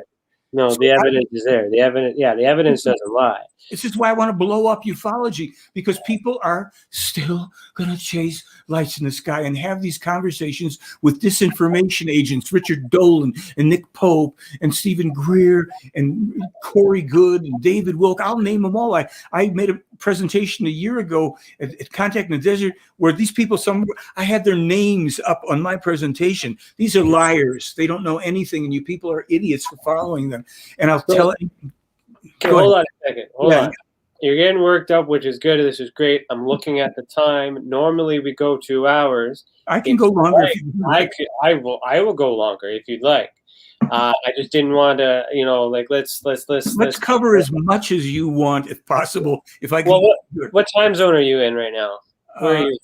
I'm in Ethereum time zone. Arcturus, we're at 6:38 or whatever p.m. Pacific time as well on this planet. Okay, I was just like, where are you going with that? Okay, so it's 9:30 for me, so I can go. I can go a little bit. I've already drank whatever you want. I'm going to be up anyway. Yeah. Okay, so I feel you on that. So let's because we still haven't talked coronavirus, but now we got time. But let's put a halt on that for now, and let's talk about organizations, because you've also told me that you've been banned from MUFON meetings, I would say, and I don't know of other meetings and stuff like that for voicing your opinion, because, well, you can explain. Let's talk more about your opinions on organizations and I guess the business behind. Business, there should be no business behind this because it has led nowhere. In 1953, Billy Meier was told by his second contact person, there will be an organization formed in America that will be your biggest enemy. They will be formed in the year 59 or whatever it was, 69, whatever it is, and they will be called MUFON. She also told them the names of European organizations. See, I'll tell you a story. My mother once told me this joke. She would repeat it every now and then in case I forgot it. And she wasn't religious either. She says, the devil and a guy are walking down the street, and they're walking behind someone. And suddenly the devil starts jumping up and down in glee.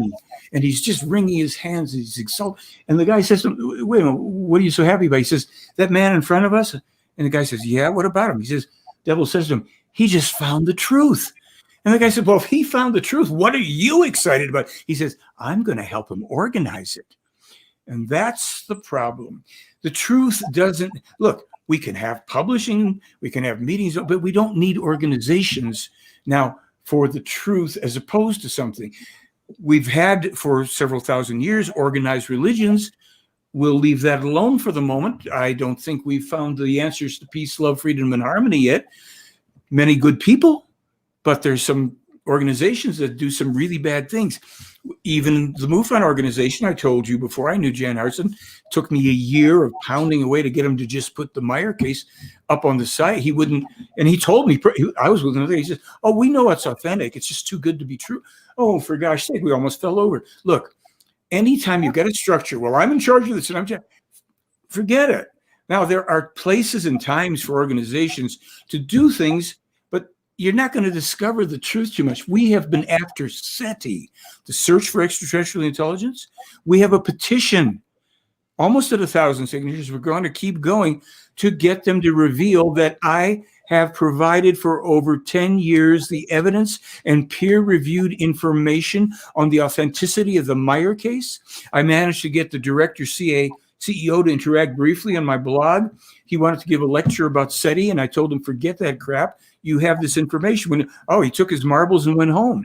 They know it's real, and they're funded to $24 million this year to not discover the Meier case, to not discover it. So Lou Elizondo, Chris Mellon, and the U.S. government is funded to not discover it. Right. The Billy Meier UFO photo used in the X-Files. That's kind of why I have this, and this is kind of, I was waiting for the perfect opportunity to sneak this. Got it. You laid it up. So this is Hollywood also creating that series, which is the starting point of even myself as the dream of doing what I'm doing. It piloted the idea, even being a Canadian, but yet they won't talk about it. But yet at some point it was significant enough that they had to add it. Yeah. So what happened between then and now? Well, what's happened is the evidence hasn't changed, right? It just increased. That's all. Yeah. It's gotten better and better. But the problem is this: literally, elements of the major secret services, intelligence agencies, especially of Western powers, are tasked with suppressing this. The major news networks, television networks in America have people in them who are there because the CIA makes sure that certain things, this is included, are not presented to the people. There are people who, in the almost 24 attempts on Meier's life, intelligence agency people and religious people primarily. So there is a concerted, they know at the Vatican this is real, and they don't want this out for very profound reasons as to who Meier really is and where this comes from and goes to. So, pardon me. So they also, as Meier was told a couple of years ago, the Vatican will start to insert some of your warnings about things in their material, like they did. It was environmentalism and equal rights for gay people and something else, in order to recruit more people into that religion. They read your material. Putin and his higher-ups read it. They know that things turn out better in the end for Russia than they do for the U.S. They took our warning to heart about the Apophis asteroid to get a well, they have a union of cooperation with China to try to deflect it because it's going to slam into Eastern Europe area if not. Meier's the first person to warn about it. 1981, 23 years before NASA discovers it. There's no need for ufology. There's no need for organizations. If people want to do that, okay, fine. But if you want the bottom line thing, you're only prolonging and delaying your arrival at the thing that you claim to be looking for. You're not looking for UFOs because they're there. You can see them. What are you going to do with them? Nothing. Here's something that's happening to me, and I'm talking about this off the cuff for the first time too, but just interested in your opinion on it. As the career that I've had, I've made contact with these people, these greats, the Dolan and Greer and things like that. I've like just on the MUFON front and all this other. Good. I've created the Experiencers Support Association for many reasons that you've also listed with MUFON. However, I've since reached out to them and tried to get conversation with them. Neither one of them are responding to my emails. However, so Dolan, Stephen Greer is one, Linda Moulton Howe we haven't mentioned, lovely lady. But yeah, I talk about the people though, as individuals. Yeah, right? I understand so there's that. the entertainment element. So riddle me this. I can confirm as an investigator with analytics that every single message that I've sent, including my documents, including my research, cry for help, pleads, all these other things, hey, talk about this, hey, talk about this, hey, here's something, completely tailored and doctored towards their alleged profession. I can confirm they read it, I can confirm they open it, but they don't respond to me. And yet, as I stop reaching out to them, as we move forward, Dolan, Greer, Linda Moulton Howe, and a couple people in Canada, Chris Rutowski, Grant Cameron, all read my material when I request it, but don't get back to me. But they still read every single email that I send out, every single thing that I post. They're all tracked. And you guys are hearing this for the first time if you are watching me right now. So I've known about it. I'm completely following it, but I'm trying to understand why you are watching me and everything else that I'm doing so intently, yet you're not helping me. So that was a message to them. But to you, what is your opinion on that? Why? A few things that come up. The people you named, by the way, Linda Moulton Howe asked if she could bring scientists to Switzerland to examine the 7-fingered handprints that were impressed through the finish of the cars on a couple cars there. Billy Meier said yes, she never came. Okay, here's a simple guess. The people you mentioned get, let's just say, in my opinion, some assistance to keep doing their bullshit. So they get to dominate in terms of UFO experts and all this nonsense. And so somewhere along the line, it's profitable to them. And there's no reason for them to do anything other than to see what's useful to them in what you send. What can they profit by if they can? And why should they bother writing back to a sincere guy? They are comfortable. See, when people were still hungry, when people were still investigating and all that, or in my case, I answer everybody's emails. Believe me, it's bleary-eyed time. But if somebody's going to take the time to write to me, unless it's totally ridiculous stuff, I write back because they've taken the time to do it. And it's not so I can profit, but some people send me things I didn't know about and I want to find out about. So I'm grateful for it. These people are already cynical, satisfied, they're comfortable in their little niche. But when the real truth comes out and when stuff starts hitting the fan, they're going to look back, many of them, on their lives and go, why did I do that? Why did I sell out?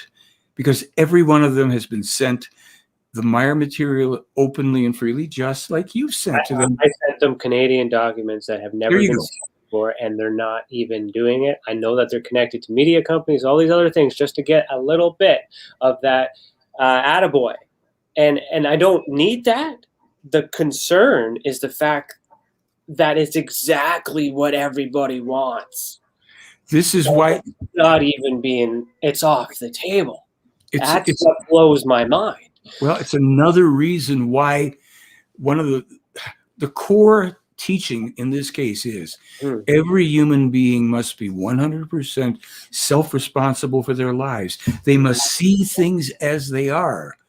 They must learn to think in a neutral, positive way, to create and co-create positive, healthily interdependent, not codependent and domination-based relationships, to seek truth, to test and study, to make mistakes, which is part of life, but to get off of this amassing and profiting over and trying to bury the truth.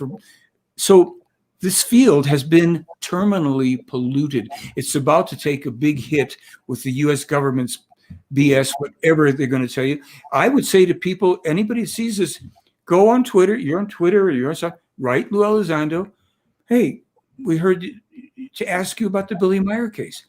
See if you get a response. I'll be Share this video with him. Yeah, exactly. There you go. Look, these people honestly live in an illusion, and they have a contempt for what they consider people beneath them. The people that have the truth are superior to these people. If they have that and live according to that truth, they're superior in their conduct, in their understanding, in their intelligence, but they're not more powerful in a worldly way. So it's really nice. They like that you guys are going to keep chasing lights in the sky and try and figure out why somebody was triggered with this or that. That's distraction. That keeps the distraction going. If we were interested in distraction, that's where we'd go. So when I also look at these people as human beings. So they've been doing this for a long time. They've written books. They've done this. Credibility side, evidence, that doesn't really matter. The fact is that there's a revenue. There's a fan. There's a following. There's busyness. They're too involved. Many years have passed. They might be being close to retiring. There's so many humanistic excuses that could be provided that could explain the behavior. Yeah. Now, if that's simply just it, I don't have time for this, I don't care, go get him, kid, I don't have, good for you, blah, blah, blah, all these other things. Great, that's fine, because I'm doing it anyways. But what if these guys are watching me because they know and I might be onto something? So with what you're saying in regards to these attempts on Billy Meier's life, as an investigator who's currently digging into some information that they may already know, and I'm making it public and I'm pushing an envelope without knowing. How do I be cautious about that? Well, I'm going to say that, look, I've had death threats, not a lot, but I've had some stuff. Billy's had the real attacks, but it's not likely, to be really blunt, and I hope it reassures you rather than insults you. It's not that likely that they're going to come after you unless you can really make some ripples in their game. That means the powers that be. So I would say right now, these are peripheral things.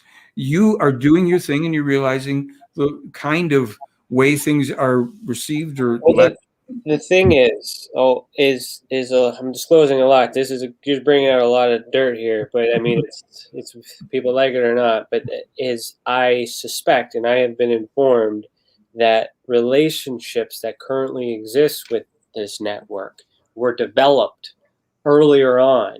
And I've been informed that through these documents, which are not transcribed, they're all pictures and scanned, it's hard to comb through, will actually indicate the connection. And once it indicates the connection through association, everything else that we've just talked about in theory, then can be proven.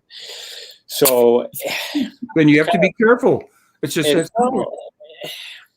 I'm doing it in a delicate way that if it is true, then I'm being transparent about it, so they can confess it sooner or later. My feeling, my own thoughts, based on what you're saying, is, look, if that's your pursuit and that's what you want to do, then you do that, and you realize how far you want to go and what the dangers are. Or if you realize that maybe you want to, do that, but do it at a smaller level and focus on enriching yourself with the stuff that pertains to the extraterrestrial, the purpose, the reason that. But you have to not be foolhardy. You have to be careful. If you're delving with stuff that you have unearthed, your best bet is to spread it widely among people. protect yourself and other ways of doing things. But yeah, so essentially, I've been given information that is free to the public that allegedly has been provided by all these individuals as well, and they've written books about it. And yet, when I release the documents that these books have been written about, they don't know what they are. So I believe that the demon that I'm dealing with is just bad business people. I don't think I'm dealing with crooked criminals and things or government agents, because I'm getting this information from the government. Right. Canadian government has given me these documents and allowed me to release them. So but by them giving me this, it kind of would be counterproductive for them to then turn around and have a have a hit on me, would it not? Well, this strays from my area of expertise, to be honest with you, or my focus, because these are things, you have to be reasonable and cautious, and however that is for you. And I'm just saying that I feel like that idea or that fear that a lot of investigators have for pushing the envelope isn't as existent as it may have been in the past. So I'm also pushing that envelope to see if the men in black exist. I want them to show up at my door to see, and but I'm not really doing anything other than releasing information that's been provided. So I think I'm doing that safely. Again, Men in Black, there were some real Men in Black, and there might be some others, but that kind of stuff, for where we've now delved into things, I wouldn't spend a lot of time on that thing, because everything would take us off into, the what ifs of phenomenon. And I'm not saying that you don't have real concerns. I'm just saying in terms of what I can add to the conversation, if anything. Yeah, no. I do it all. So it's all collective. It's all in burst. I focus on the extraterrestrial phenomenon as well. Oh, we lost our guy. Where'd he go? He popped out. See, look at that. Men in Black. They got us. They're on to us. Well, guys, I'll just wait a few seconds to see if he's going to come back. Let me message him here. I'll just have a chit chat with you guys. What happened? Let me message him. 1 second. Oh, no. Message lost.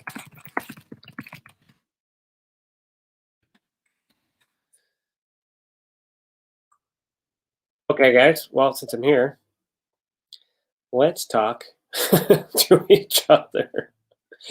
Yeah, no, yeah, I see. If you just get logged back in, and I'll cater to the audience here. So, hello, Barry Smith. Hello, Chantel. Hello, Lockbeard. Hello, the X Quest. Innovation Group Channel. Hello. Oh, there he is. Sorry. Men in Black. You said it. That's it. Right on cue. I think, right. I think it was the right hand doing what the left hand didn't know about. But anyhow, we're back. So did you want to pursue that, or do you want to talk COVID, or what? Yeah, no, let's get into it. I was just going to say, before you got cut off, I do focus on the experience for phenomenon. That is where my heart is at. I started as a UFO, like with the nuts and bolts MUFON. That's what evolved into this, realizing that there's more. The document that I produced in the ufology movement was just simply that scientific-based document that I'm hoping that you will review when I send it to you, in order to establish credibility for the second report, which I haven't released yet, which is the ultraspectrum report, where I'm actually going to show the phenomenon and the abductees and the contacts and the evidence that's been discovered through our experiencers as well. So, our 67 Billy Meiers, if you will, like that have had contact. Well, let me just say something, because I have to, just for time, too. Yeah. People that think they've had contact with extraterrestrials, unless they can prove it, you're going to waste your time. And they can't prove it, because most of it's simply a matter of their own unconscious or consciousness.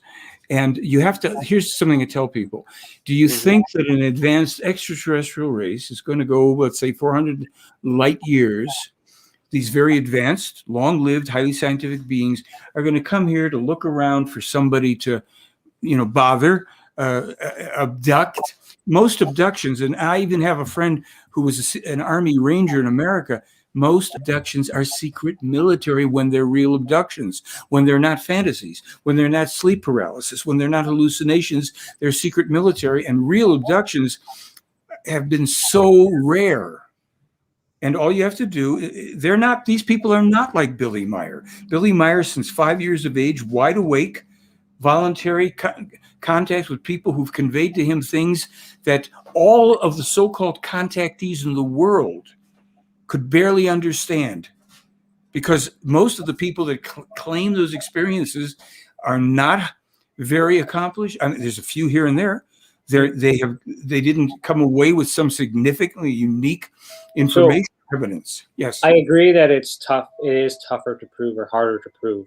The way that I'm going about it, though, is through association or corroboration of plotting it. So I plot it in environment and maps and areas and geographics and stuff like that. And the evidence that I'm coming to, which I'll explain in the secondary report, which will emphasize it in more detail, is that there are these parallels between descriptions and drawings and images from different places all over the world.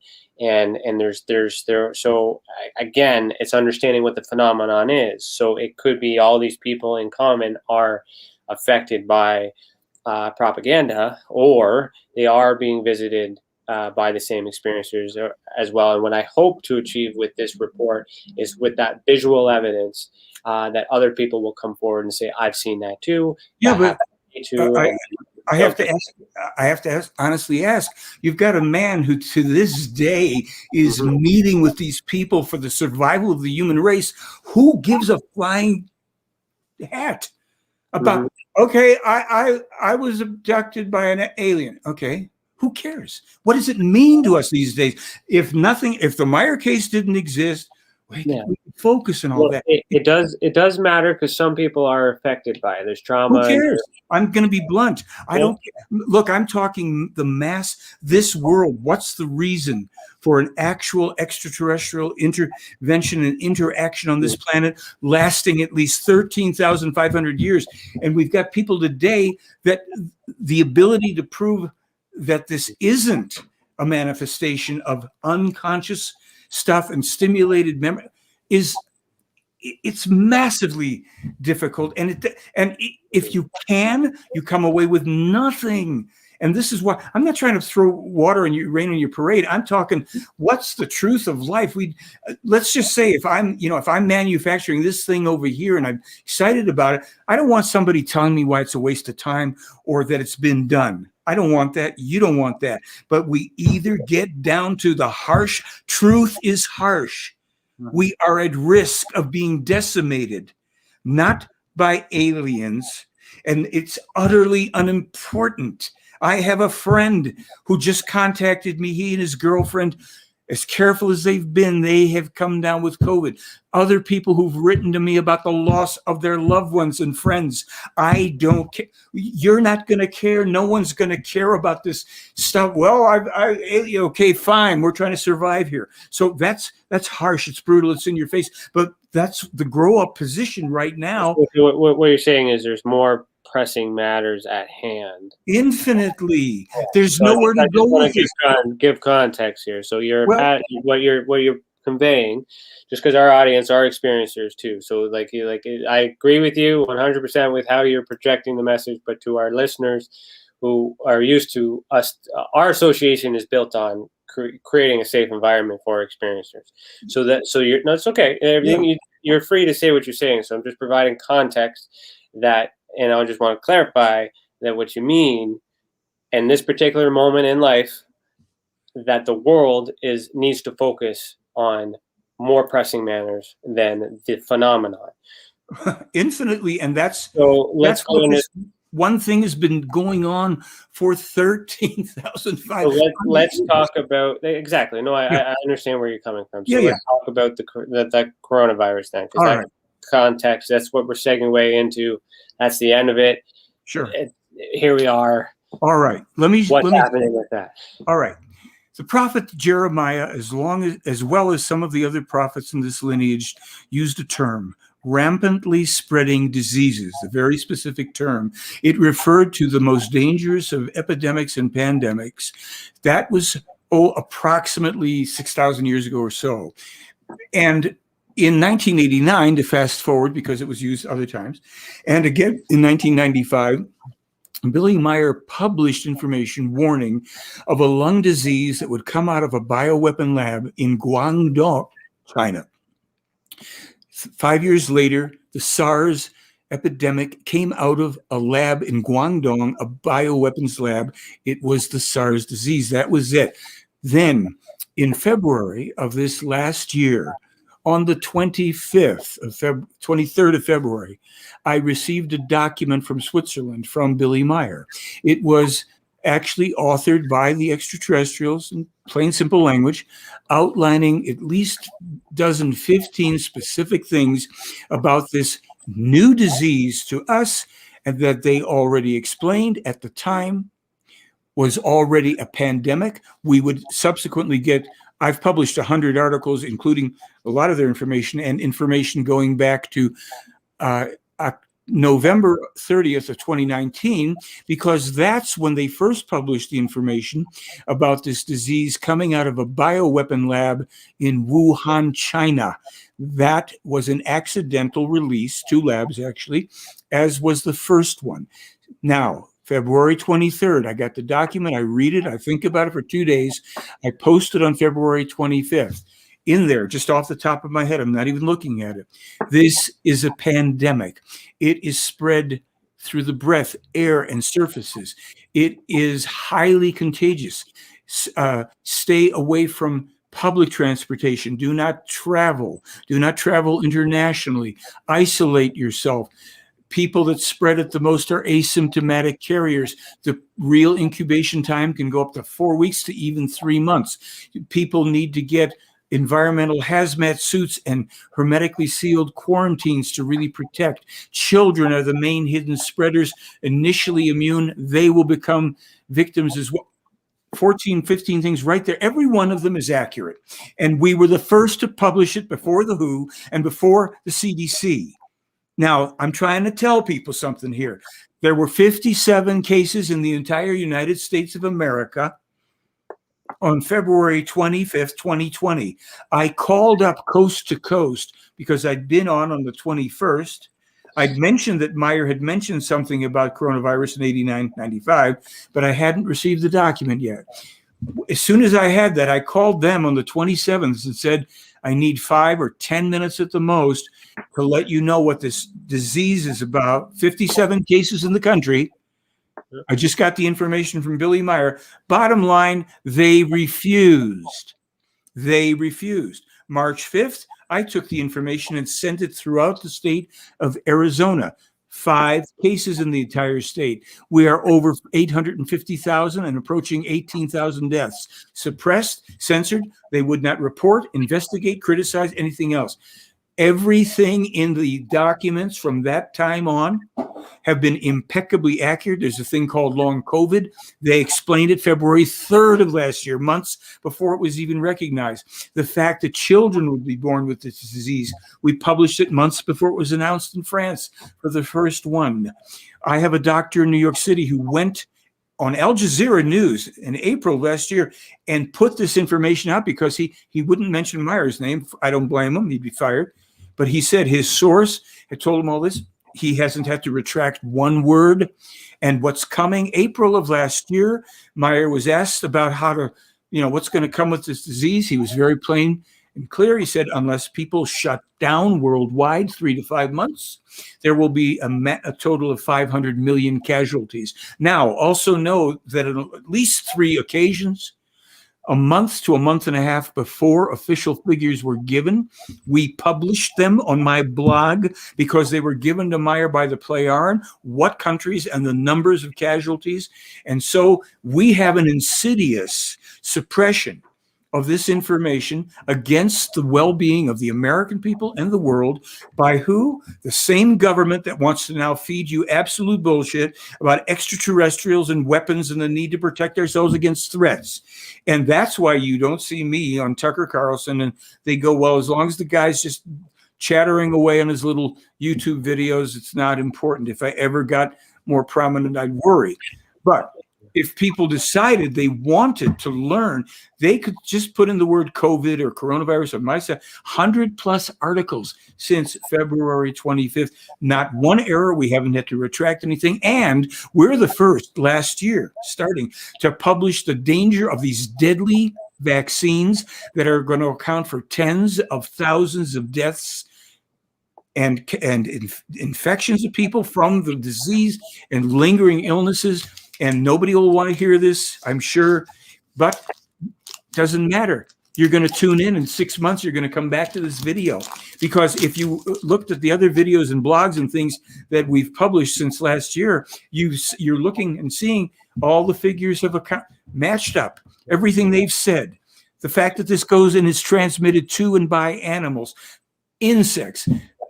There's nothing that is in the news of any importance on this disease that we have not published days, weeks, and months before all these geniuses. You know, and that's why I wanted to have this conversation too, because it is the other side of the coin, and there is, in my experience, I have read material from many other sources that have evidence or theories and suggestions against the contrary of the media. We do know that the media can manipulate, the media can deep fake, the media can discern and misinform us.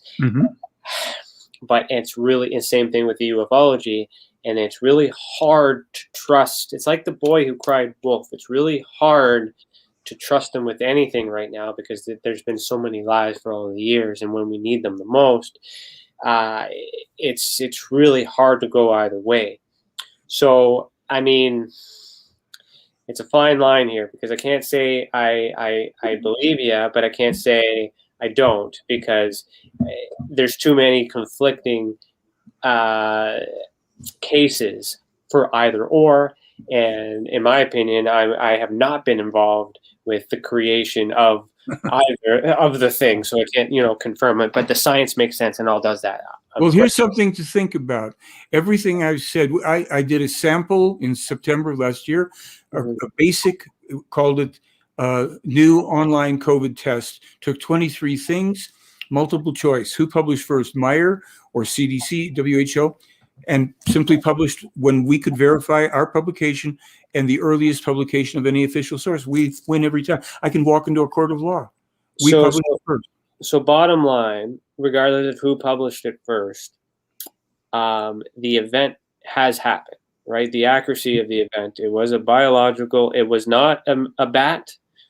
Like, what is the truth behind the origin of the spread? Okay. And by the way, I had just flipped over. Somebody has said here that the Billy Meier UFO evidence can be replicated. The answer is no. You can make effects similarly, but computer analysis shows nobody has replicated, duplicated it. We'll leave it at that.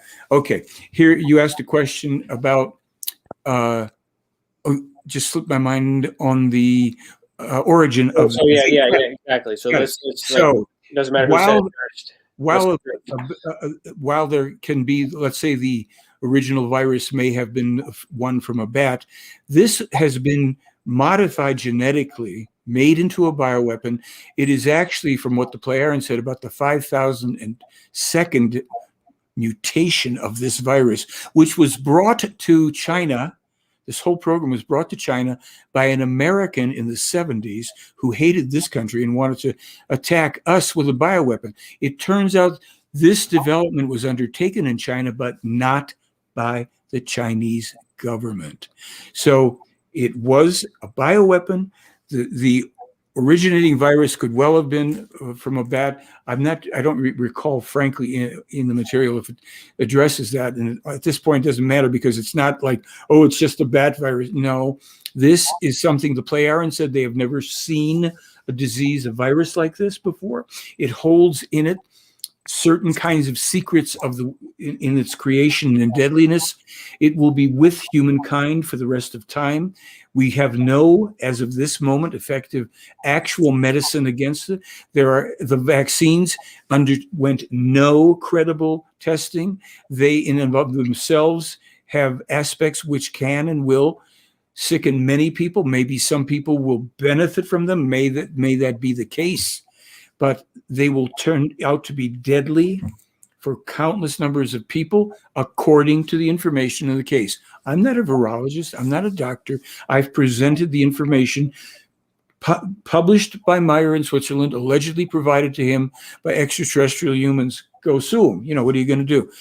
The problem with this is we did not bite the bullet. They've just lifted mask mandates in large parts of the country. This is going to go so crazy and so bad. People who think they're immune because they were vaccinated can still be asymptomatic spreaders. They can still catch the disease. Already, people who've been vaccinated have caught it. It's a nightmare in the making because people are immature and impatient. So maybe, yeah. No.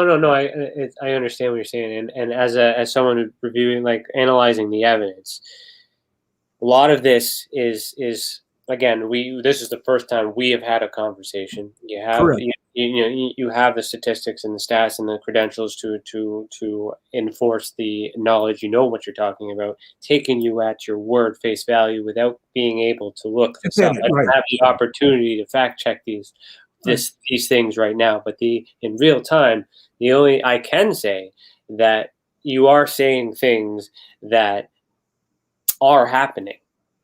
So, hypothetically speaking, again, there is evidence that confirms that you guys did release this information prior to it happening. Absolutely, copyright stamped. It's No, I get. Yeah, it's concerning that it was still allowed to happen. So, with what was the intent of creating this biological weapon? If it got out of hand, a mistake was made, human error, or was that release the intent? Like, what was the intent? Think about it this way.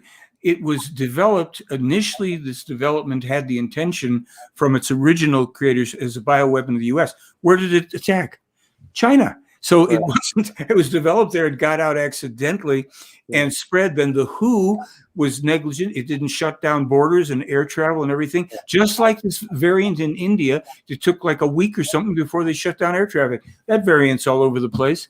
So you have it was an intentional attack, but actually we fucked up because we. No. It was not intentional. Accidental release. Yeah. And then it started to spread, and through the negligence of the various countries, and especially the WHO and the leaders of countries who are basically incompetence worldwide. They didn't want to panic. They didn't want to. Yeah, and they weren't smart enough.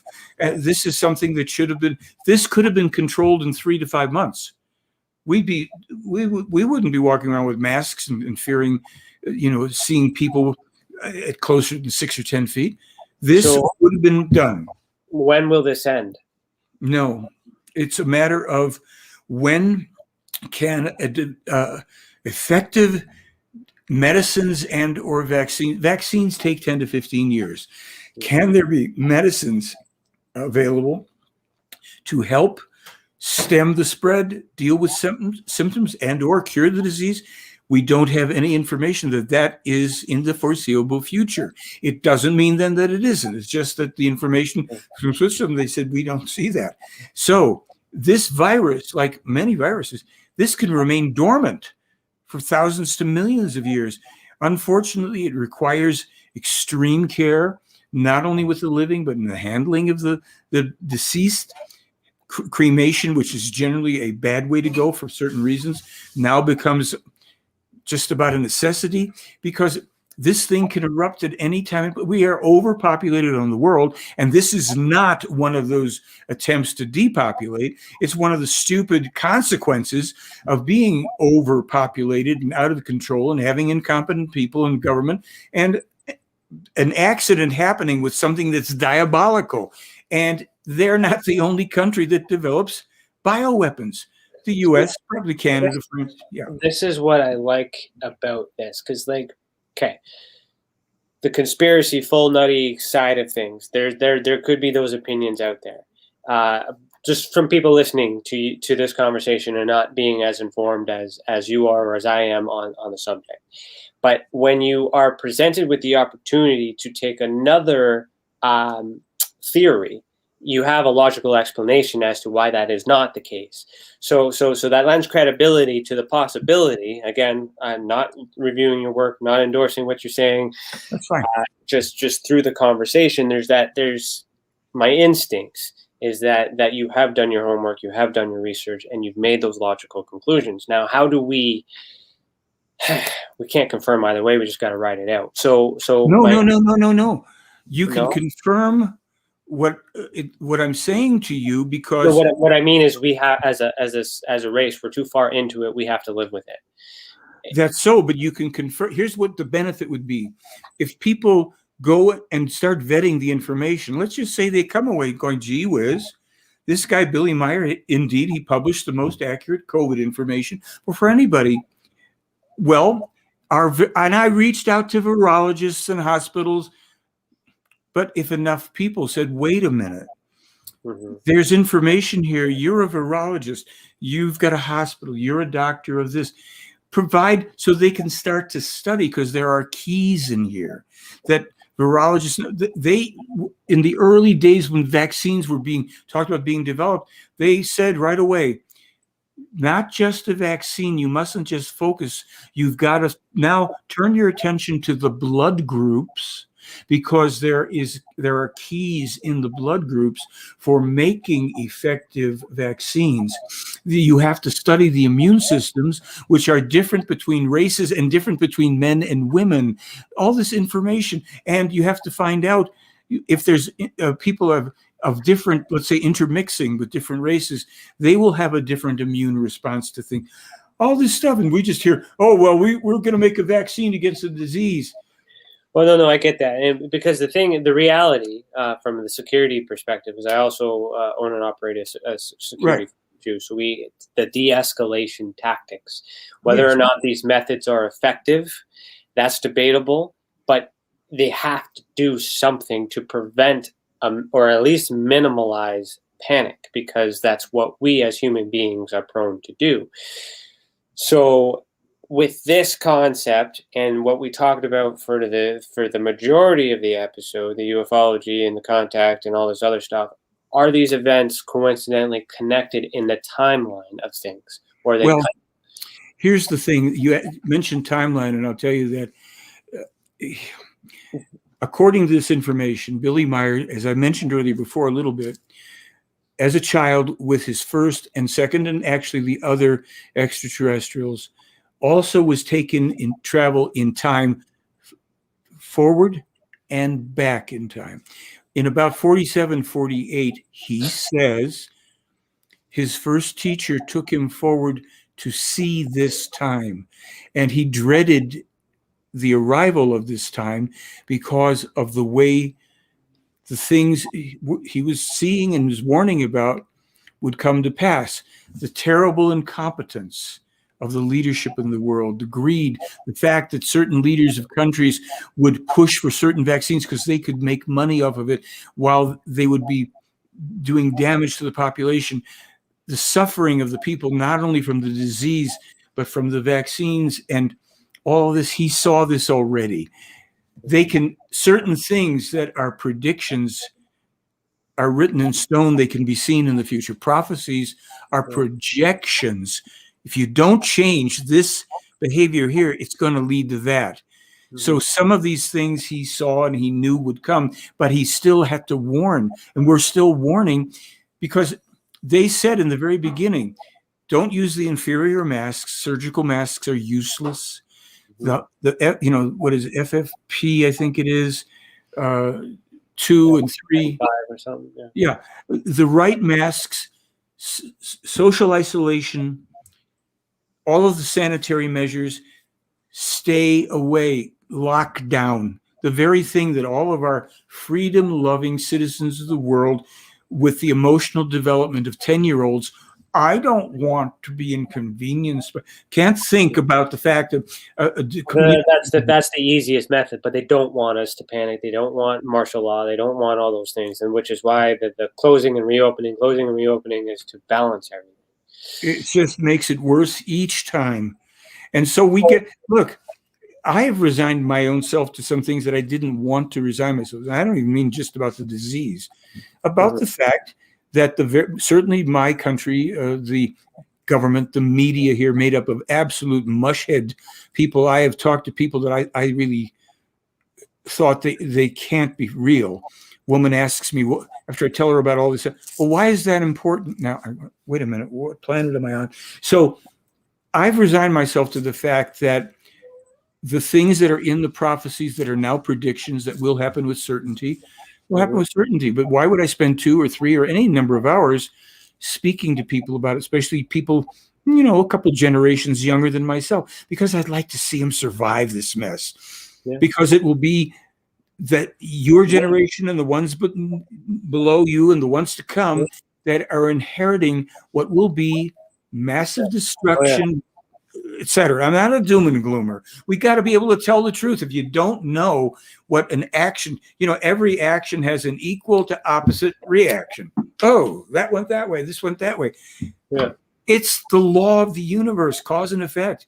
If we don't want to accept it and deal with it and recognize it, we still pay the price. This man Meier, for 80 years, ever since he knew as a kid he's going to do this work, he's been trying to help human beings to wake up to how life works. Not their beliefs, not their hopes, not their fears, not the indoctrination from any number of things in society. That's why I was saying the why is important. The how, the when, the where, it doesn't matter. It's the labor of love. And it's frustrating. I mean, his people tried to kill him for this.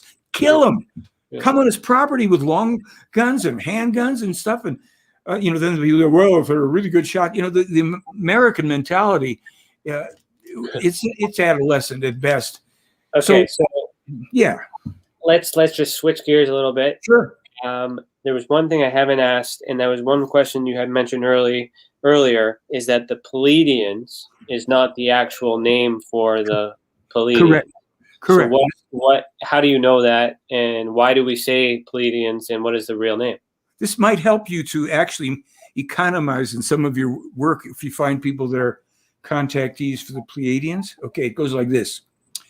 In 1975, when Meier had the official contacts beginning, the ones that he would publish the information, the photographs, the evidence, all that good stuff. When he would do that, he would tell people that these were the Pleiadians. And he said right away, well, why are you saying you're Pleiadians? First of all, there's no life in the Pleiades. There won't ever conceivably be. These suns are very young, hot blue suns. And apart from that, you are the Pleiaren people because you live in what you call the Pleiars, Plejars or ES, Pleyar, and you are the Pleiaren. So what's with this Pleiadian thing? Well, they said to him, or she said to him, I know that Demi Lovato just became a they or a them. So the person that met with Billy Meier is a she. She understands that she's a female. She accepts all sorts of people's beliefs about themselves and preferences, but she also knows that there are males and there are females with different orientations, but that's the way it actually works in life. Okay, so they can hate me for that. Anyway, so she says to him, that's correct. There are no Pleiadians. There's no life in the Pleiades. But, Billy, once you start publicizing this, we can tell you, because we've taken a look futurely, people are going to come out of the woodwork. I'm a Pleiadian contactee. I channel Pleiadians. My wife is a Pleiadian. My boyfriend or girlfriend is a Pleiadian. The Pleiadians visit me. So you don't have to ask us every time. They're all going to self-identify as liars. There are no Pleiadians. So when they say Pleiadian, just delete and move on. They're lying. And not a one of them has ever been able to present one little photograph, metal sample, sound record. So the thing is with the phenomenon is people are associating labels. So to me, Pleiadian is a label to identify a certain list of characteristics of a being that appears to be blonde hair, blue-eyed, humanoid, and may resonate or come from either interdimensional or extraterrestrial origin. So people associate the term Pleiadian with that through propaganda, through what they've seen and all that other stuff in current events. When we do our investigations, we remove the labels. We don't label anything. We accept that because that's how they were raised. That's what they believe. But we focus on the characteristics. So does the description of a Pleiadian, the blonde hair, blue eye, Nordic folk, all those other things, match the description of how the Pleiadians, how do I say that? Pleiadian. Pleiadians? Mm-hmm. Does the physique description of the two resemble, or do they look different than what? Well, just like with us, it resembles some people. Yeah. Okay. And they have other races too. Billy's met people. It was just misnamed, so it's just a name mislabeled. And well, it's worse than that, because when people use that name, they already, on a conscious or unconscious level, have bought into something, and it should tell us, no, that's not. And that's a huge problem with what I'm dealing with to these days too, because they come from different walks of life, different beliefs, different faiths, different religions, different organizations, and they all affix these labels, which is also why I created the Ultra Spectrum, which removed the labels, because I just call them entities, because biologically, it regardless of what you identify it as, at least everybody would agree. So take it a step farther, if you will, or back and forth. Yeah. We spoke before about UFOs. Now we can dispense with UFOs. There's nothing we can do with it.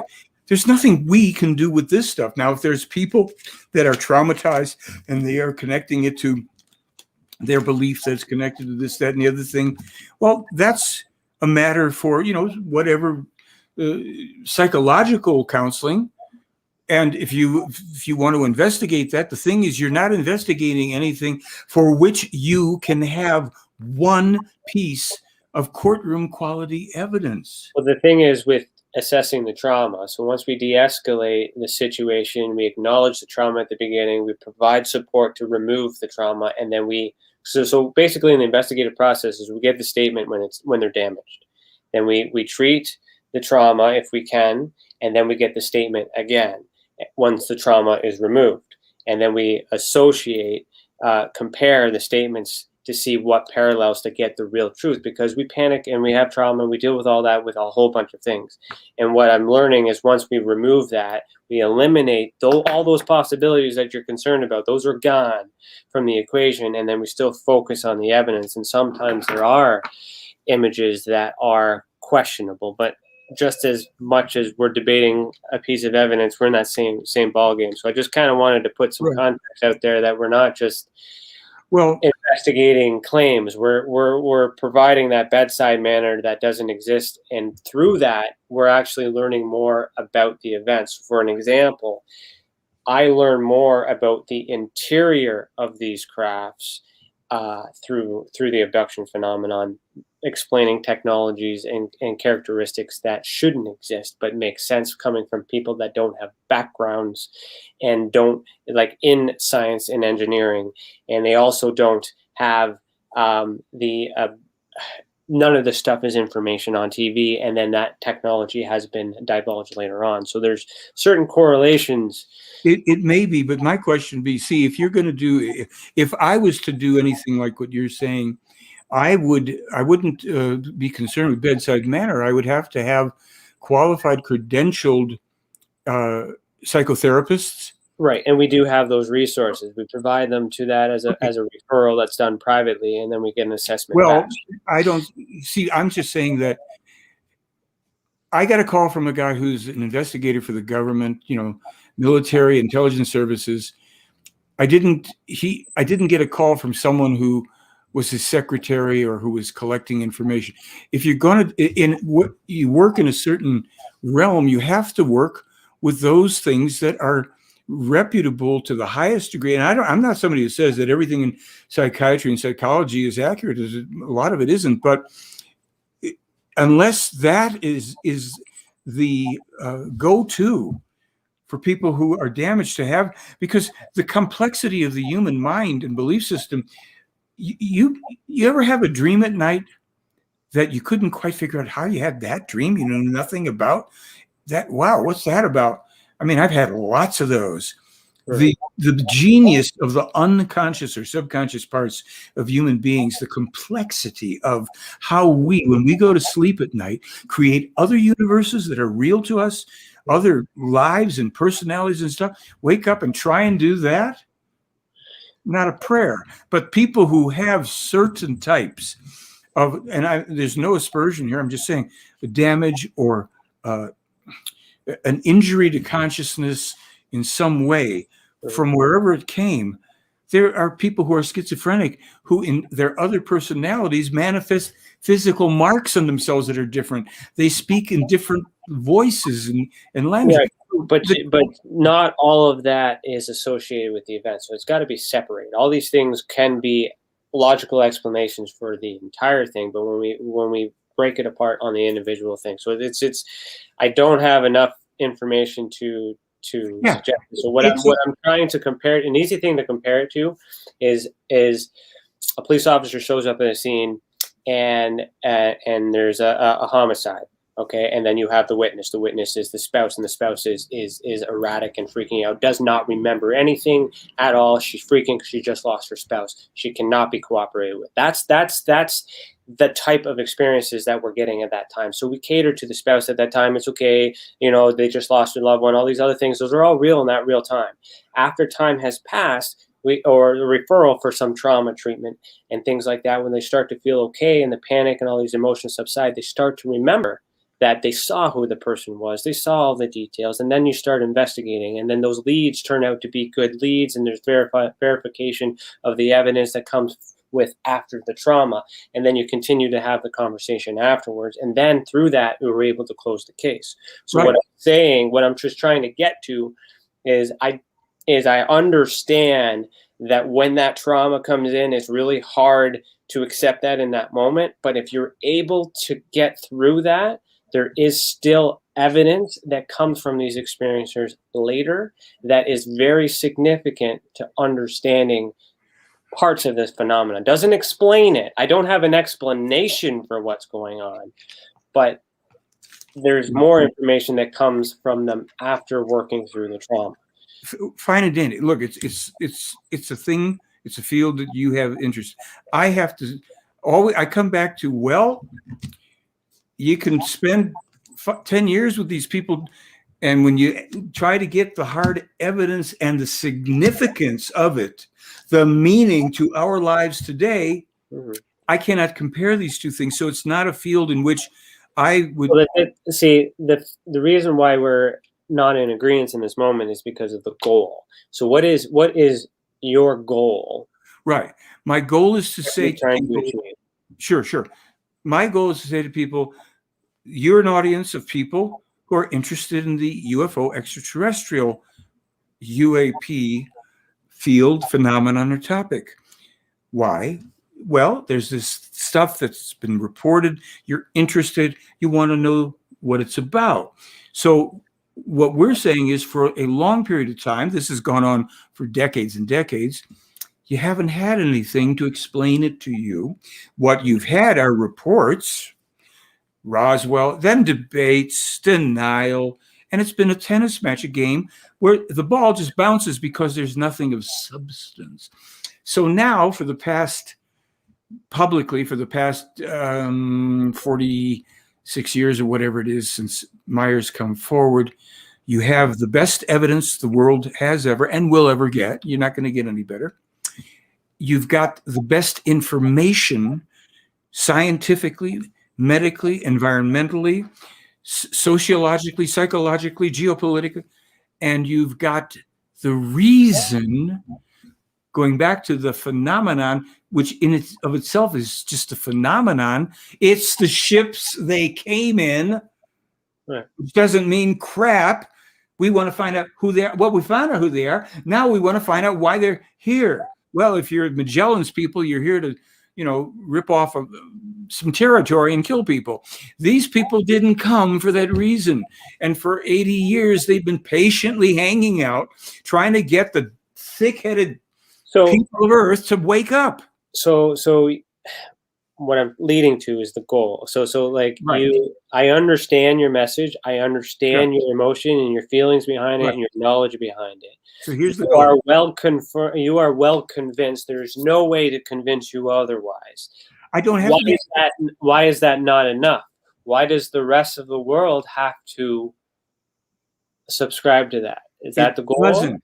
No. That's why I said there are Mhm. people who Mhm. are interested, and a lot of the people who are interested, even if they're a little, troubled or what, a lot of them are looking for some kind of real answers in life. No, I get that. I'm trying to get you to turn within and tell me what your personal goal My is. personal goal. Yes. What is your drive? The drive had been to prove the prophecies wrong. Okay. That meant That changes everything. yeah, it does, doesn't it? Because see, people say, well, Now I understand you. I Okay. understand your emotion. I understand. Beautiful. You don't want that to happen. Correct. And that's exactly why I do what I do, because I don't want to believe that humans are being abducted and taken by an extraterrestrial race or at all. I would like to prove that it's something else entirely or non-existent, because it's terrifying, and it's also very bad to be happening in reality. So continue, just continue with you in your. Sure. So why do I say I want to prove the prophecies wrong? I mentioned before, prophecies are usually, to the great majority, warnings of things that will happen according to the immutable law of cause and effect if human beings, individually, collectively, do not change the course direction, right? Mm-hmm. So when we look at the prophecies, in this case, that date back 13,000 years, and that have been unfailingly fulfilling. Why have they been fulfilling? People haven't listened. They've done other things. And we're now in the age of the electronic media. Everybody can read and write with a small percentage that can't. Small percentage. Everybody, they can hear and understand around the world. And here's this information. And where it was just at times for people, theoretical, whatever, now we're in the midst of a pandemic that may ultimately kill 500 million human beings all over the world. That, along with the foretold environmental destruction, the wars, terrorism, crime, incoming asteroids, it's boding not well for the survival, the future survival of humankind.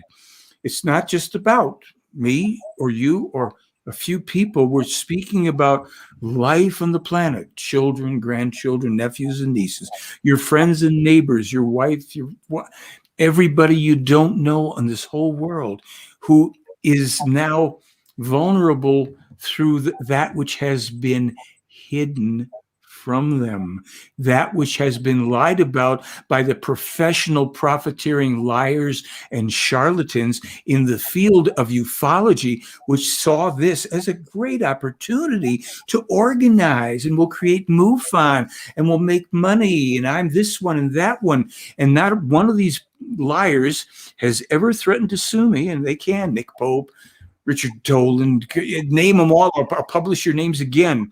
Why won't they? And I'll tell you the bottom line reason that they won't do it.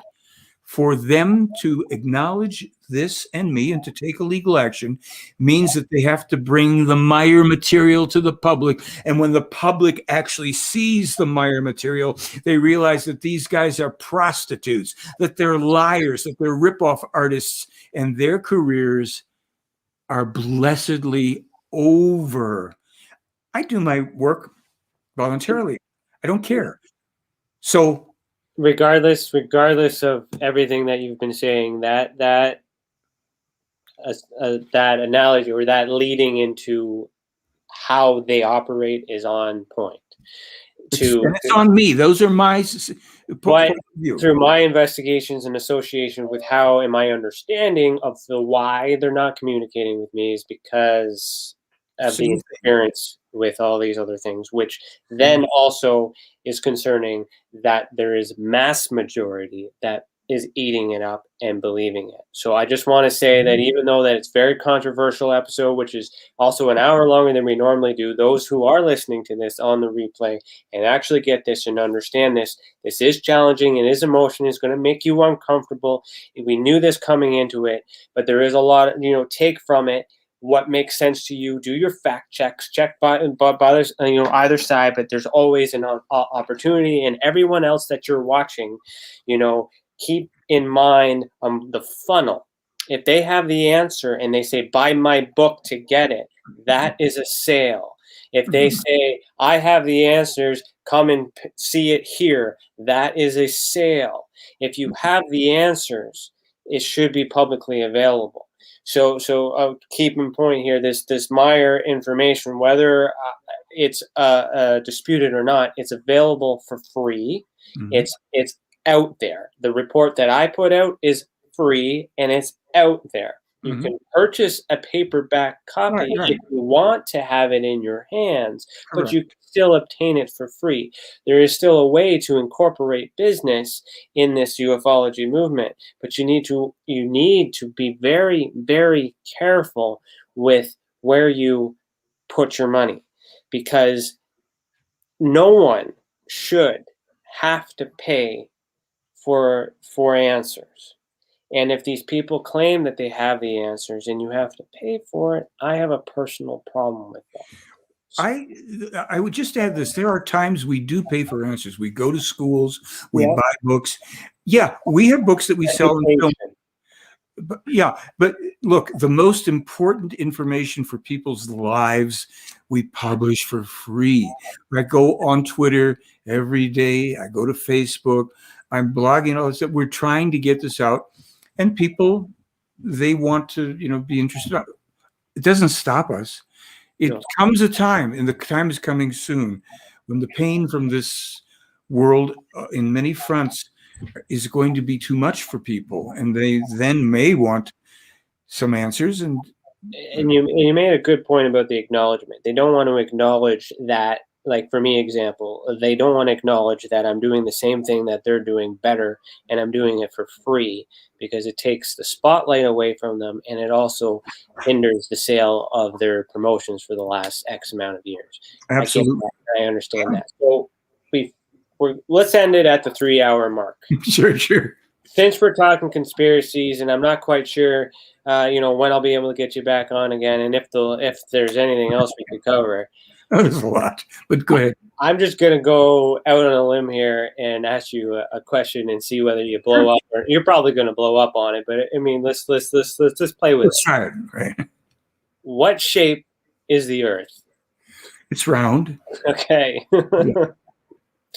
And what is your opinion on those who currently still think that it's not? Well, I think they waste their time. You said, what's my opinion of the people?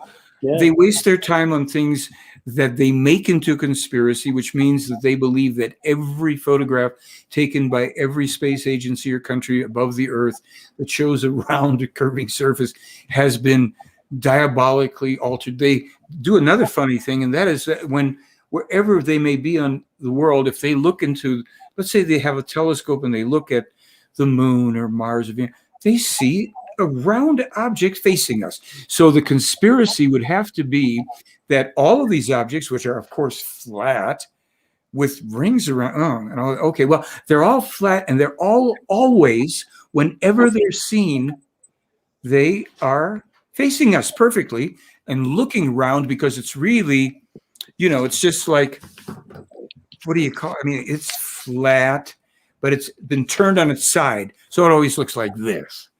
So you have to be a bit brain dead to pursue that. And there's the whole thing with the Archimedes thing and the measuring of shadows and stuff. It's like, okay, we understand that since we're these little things on Earth and we see a flat horizon. Oh, I'm in an airplane. It still looks flat to me. We're still these little things, and nobody ever shows you what's on the other side of the borders of the flat Earth. Where, if it's flat, it's finite, right? It's not round, it's finite. Oh, it's a mountain range? Oh, well, what's on the other side of the mountain range? You mean you didn't go? Nobody's ever gone? Oh, and it's all conveniently mountain ranged around four sides? No. It turns out there's an ocean around. Well, how do you? Nobody ever talks about that. Four sides. Where? What's on the other? It's flat. Okay, what's over here? Where's the picture? Did anybody go? And oh, well, you see, when you walk over here, just like the ancient people who didn't know any better said, it just falls off. The water just falls into space. Well, how come the ocean then is, it's replenished through, okay. It just goes into one illogical thing after another.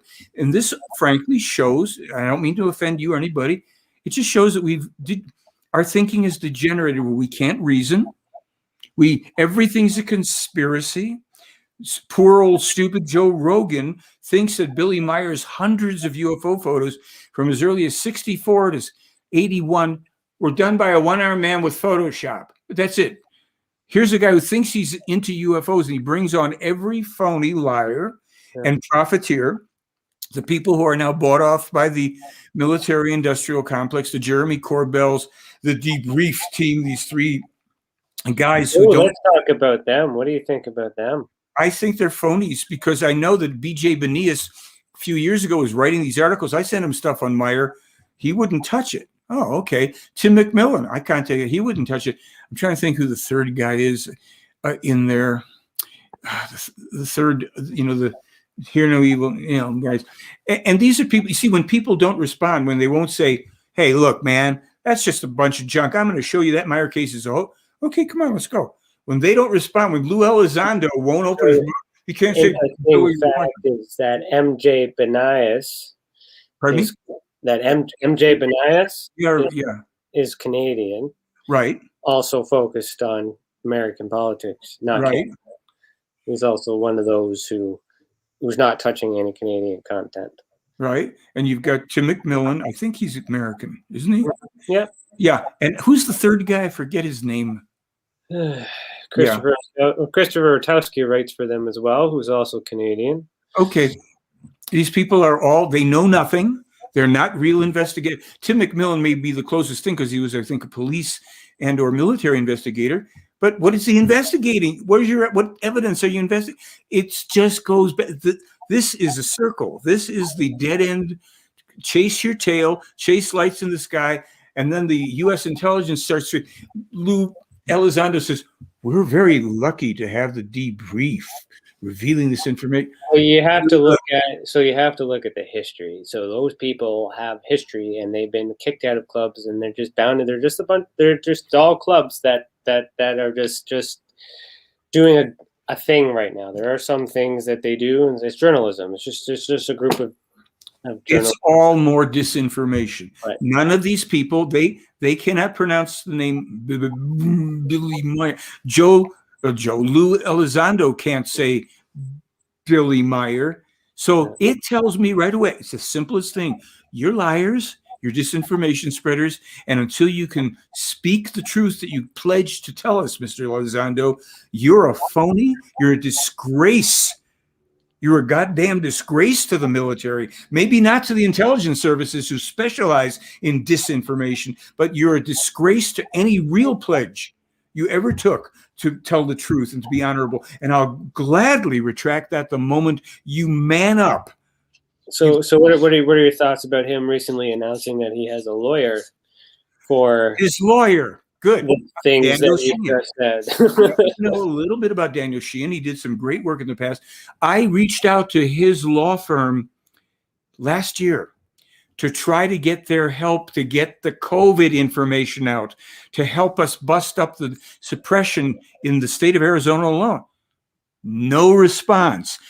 And he is also someone who's given lectures on all this make-believe alien crap. Surprise? What do you need a lawyer for, Lou Elizondo? You're working in hand with the people who will allow you to go out there and do a puppetry show. This hand and this hand, same thing. Good cop, bad cop. good cop, bad cop. So, Who are you fooling? what's the history on the lawyer, though? How Daniel Sheehan had a remarkable track record. I think he goes back to the Pentagon Papers and different things. And I could be doing a disservice here. He's really worth looking up. I remember that this guy has done remarkable work, but his stuff with ufology is baloney. And defending what you got to defend Lou Elizondo against me calling him a phony. You know, he's still got human rights and civil rights. Has got to be defended, defamation of character, things like that. You know, like sue me, guys. Yeah, Daniel, Lou, sue me, call me out, tell me to apologize. All you have to do is start talking about Billy Meier and telling the truth. I'll apologize right away. Is they're not going to acknowledge because they don't want that. Now, how much of this is the hard part too, is this is very easy for these people to say, A, I didn't get the message. Sorry about that. B, or they just ignored you and they didn't want to really respond to it. Or I've been too busy. Sorry about that. And then once you have their attention. So let's just imagine you got their attention. I did. Lou Elizondo in the car has me playing in the background, and he turns around and smiles and waves. That's my voice, my video that Lou and Sean Cahill are listening to, and it's on my blog. You can click on it. Yeah. Which video? It's the blog is called Will Lou Elizondo, something about Will Lou Elizondo. I'll tell you what the name of the blog is. Give me 1 second on that, because that won't take too long, because it's right there. And Lou Elizondo is waving to Michael Horn's narration. Oh, how nice is that? And the name of that is Will Lou Elizondo Reveal the Billy Meier UFO Contacts and Why Not? That's at theyflyblog.com. Lou Elizondo, the first thing you'll find there after a line or two of text is me teeing off on poor Lou, making some jokes about his alien abduction that I'm worried about, which of course is a joke. And then right below that, there it is. You click on the second video, and it's Sean Cahill with his phone. And that's me, my voice, talking about Lou in the background, and Lou waves. They know. So I'm troubled that Lou, who knows, he's heard the words Billy Meier out of my mouth. They know. This is why I'm telling people you are being taken for a really bad ride that does not end well. If you don't challenge these clowns and stand up to them and call them out and demand, maybe they'll come forward. So does it have to be Lou that gives you the acknowledgement? Can you not push the same fight towards another representative? Is there anybody else? Christopher Mellon already acknowledged it. We have now. And why not run with that? Why not get Mellon to acknowledge it more? Well, that's what I'm trying to do. I sent him additional info, and then he didn't respond. You're not getting responses. I'm just saying, Lou, you're the guy that pledged to always tell us the truth and to reveal the whole thing on full disclosure. Billy Meier, Lou. What if it's mentioned in this June 1st document? Just what if? Low possibility, but what if? It depends on what they say. They could say Billy Meier's a Swiss guy. He claimed to have and move on, say nothing about it. His contacts aren't real, or yes, his contacts are real. They're going on for 80 years with people who've never threatened us. Pick the likely choice out of those little options to see what happens. I'd be happy to hear that, but then the question is, wait a minute. You've been talking about this now for 6 months, and you've never mentioned Meier and his contacts and the connection to the coronavirus and the connection to this and that. And because the ramifications behind it, so many people will be locked up and jailed, and there's so many things that could go south. No, I don't think. I mean, the only people that would be locked up and jailed probably would be all the people that could be proved to have been suppressing the material, but that would be hard enough. I'm saying that hypothetical is extremely unlikely. I'd be very interested to see. And as I said, there could be a third possibility other than whatever I've conceived of. That's fine. I'd like to see it. It's not a personal thing against anybody. These are the elected officials in this country who've been BSing everybody for decades. Now they're going to tell us the truth about UFOs suddenly, but they haven't been able to go Billy Meier, because that's ongoing. Anybody can find out if it's real or not. You can't prove anything on these videos. So, okay, so if you're not so strong on the ET phenomenon, what about these bodies apparently in Roswell? As even was presented in the Meier material, these things happened. There were a number of crashes. Some of the androids, these were not the extraterrestrials, they were the androids, we're told. I can't prove that, but that's what they said. They said they're not the people. They're little robotic androids that go out on exploratory missions. Some survived for a while. Some were dead right at the time. They're all gone now. There's nothing left of Roswell that we can do anything with except yammer about Roswell. And I happen to have written a song called The Ballad of Roswell for a Roswell film. All about, it was back in 47 and all this. And, so I've been around the block on a lot of UFO stuff. There's nothing left. There's nothing there. It's not that it didn't happen. It's that people died if they talked about it, and it was covered up, and the reverse engineering of things happened. We gained some insights and knowledge, but that's it. In all the years that I put into this, it's I give you credit. Like whether I subscribe to some of it or all of it, the fact is that you're pushing something that is not the norm is challenging on its own for anything. Any anti-movement has always been hard, and you're putting a great deal of effort and research and science and study behind it, and your passion is there, and it makes sense to a lot of the things and questions that a lot of people may have, or at least that I have, and it seems more likely. But at the end of the day, peace is what we want, right? We want peace, love, freedom, harmony, wisdom. Yes, all those good things. That's the message of this whole thing from Meier. Exactly. No, I know that. And how to do it is in there. The how to didn't get right yet. Yeah. In full disclosure, I've gotten tons of emails asking me not to put you on this show. I didn't listen to any of them because I wanted to hear you out. I'm saying this now. It's your theories are no closer to being proven than anyone else's theories in terms of confirmation right now. We need answers. We need definitive answers collectively. Okay, anyway. But I'm going to look. We've done 3 hours or 2 hours, whatever it is, and changed. 3 hours. Let me tell you something. The evidence in the Billy Meier case has been independently authenticated. None of the other stuff has. It's the reverse of what you just said. With all due respect, anybody can vet that information, can replicate. So that's where I was going to segue into that. So how can they find that information? Sure. Where is I have it on my website. I have it on my blog.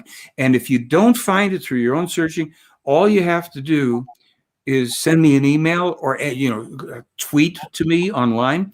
I have a document or the reference, the singularly authentic Billy Meier case is on my blog. The singularly authentic Billy Meier case. What is the name of your Twitter handle, just so they can find Michael812. Okay, and the name of the website. They Fly blog, and they can get to this information. Honestly, that's the only thing that would drive me nuts. If people don't know that this is real up the wazoo and it's withstood all challenges, skeptics have fallen by the wayside. They always will, because it's real. There are over 120 eyewitnesses now. I'm one of them in terms of that thing.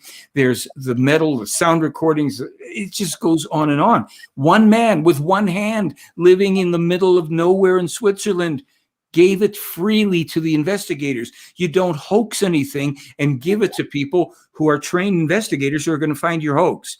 See, that's another good point with what you're doing is you're I was going to say preaching is not the right word, but you're conveying I hope. someone else's message.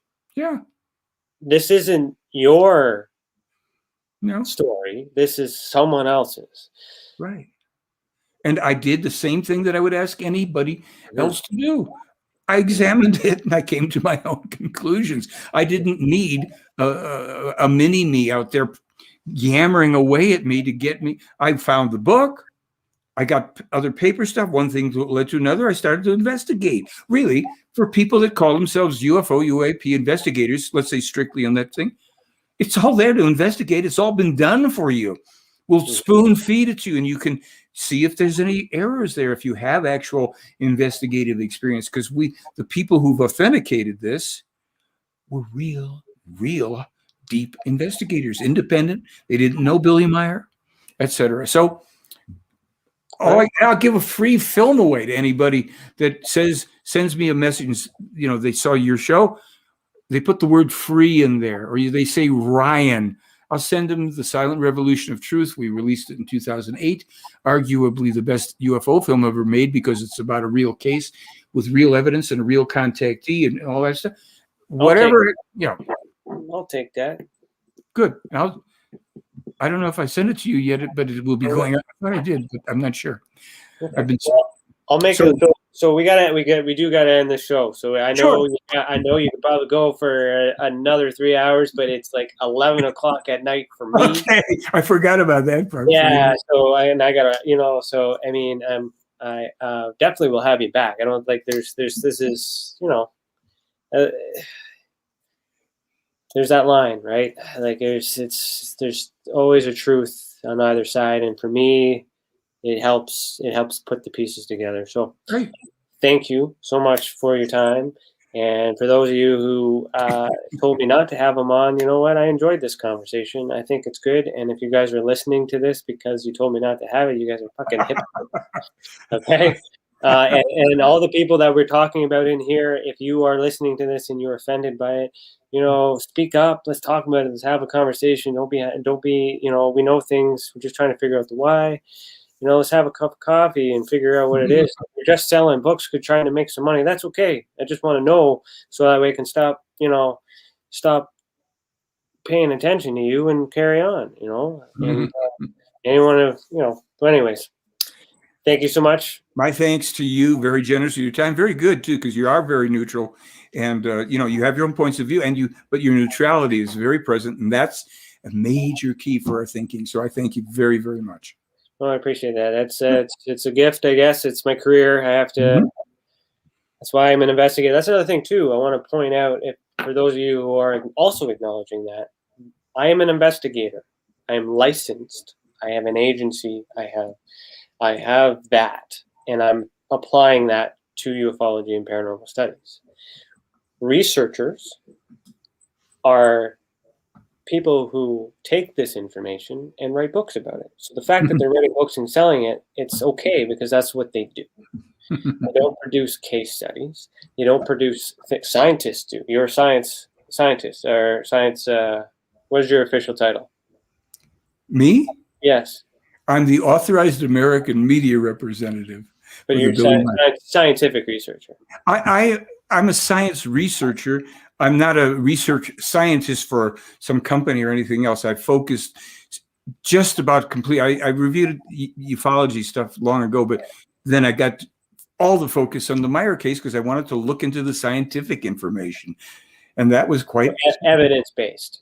Yeah, it's evidence-based. So that's what I'm trying to say. Separate the difference. And the people that you're following, make sure they're following the lead. Journalists, actual accredited journalists that write for journal, like actual newspapers, some of them, follow that investigative leads and stuff like that. So weed it all out. And if you're unsure of the credentials or anything behind that, just remember that TESSA also investigates frauds.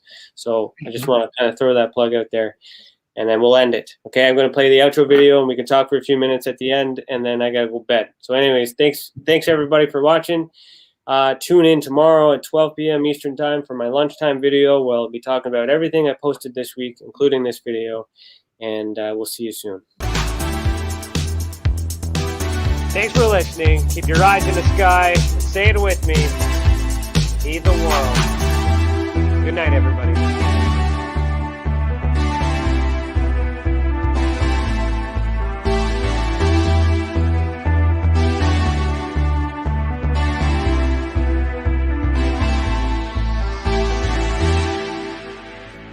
Hi there, this is Dave Scott from Spaced Out Radio, where together, my friends, we own the night. On our website, spacedoutradio.com, we have a place called the SOR Sightlines Report. All of our investigations and people who inquire are turned over to TESSA, the Experiencer Support Association. Ryan Stacy and his crew, what I like about them, they're independent. They're not working for anybody, and they want answers. We want answers for our listeners and people who inquire as well about their experiences. It's a great tandem, and we love being teamed up with TESSA. If you haven't heard of us before, that's okay. We'd love to earn your listening ears. Join us 9:06 Pacific Time, 12:06 a.m. Eastern for 3 hours of live entertainment 7 days a week.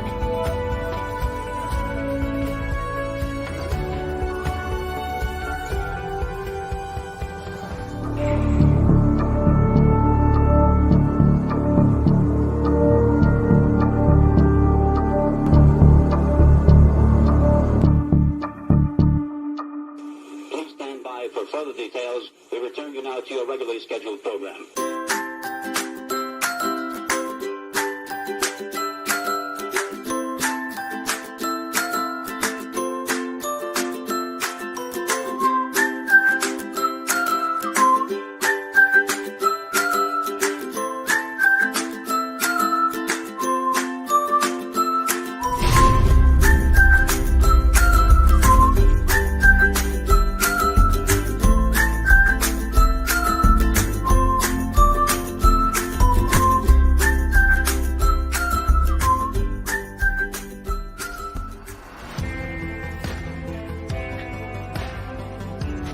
Oh, hey there. So you stayed until the end? Good for you. Do you think there was a spoiler or something, like in the superhero movies? Oh, you did? Well, head over to YouTube and join the channel as a member, because Uncharted Case Files is back. Better than ever. See you there. I want to thank our support team with assisting me and helping all of our experiencers during these times of high strangeness. We are not alone, everything is connected, and we are in this together. Please remember, TESSA is everyone. I may have started this movement, but it is each and every one of you that carries us through. Thanks for looking up, keep your eyes in the sky, and heed the world.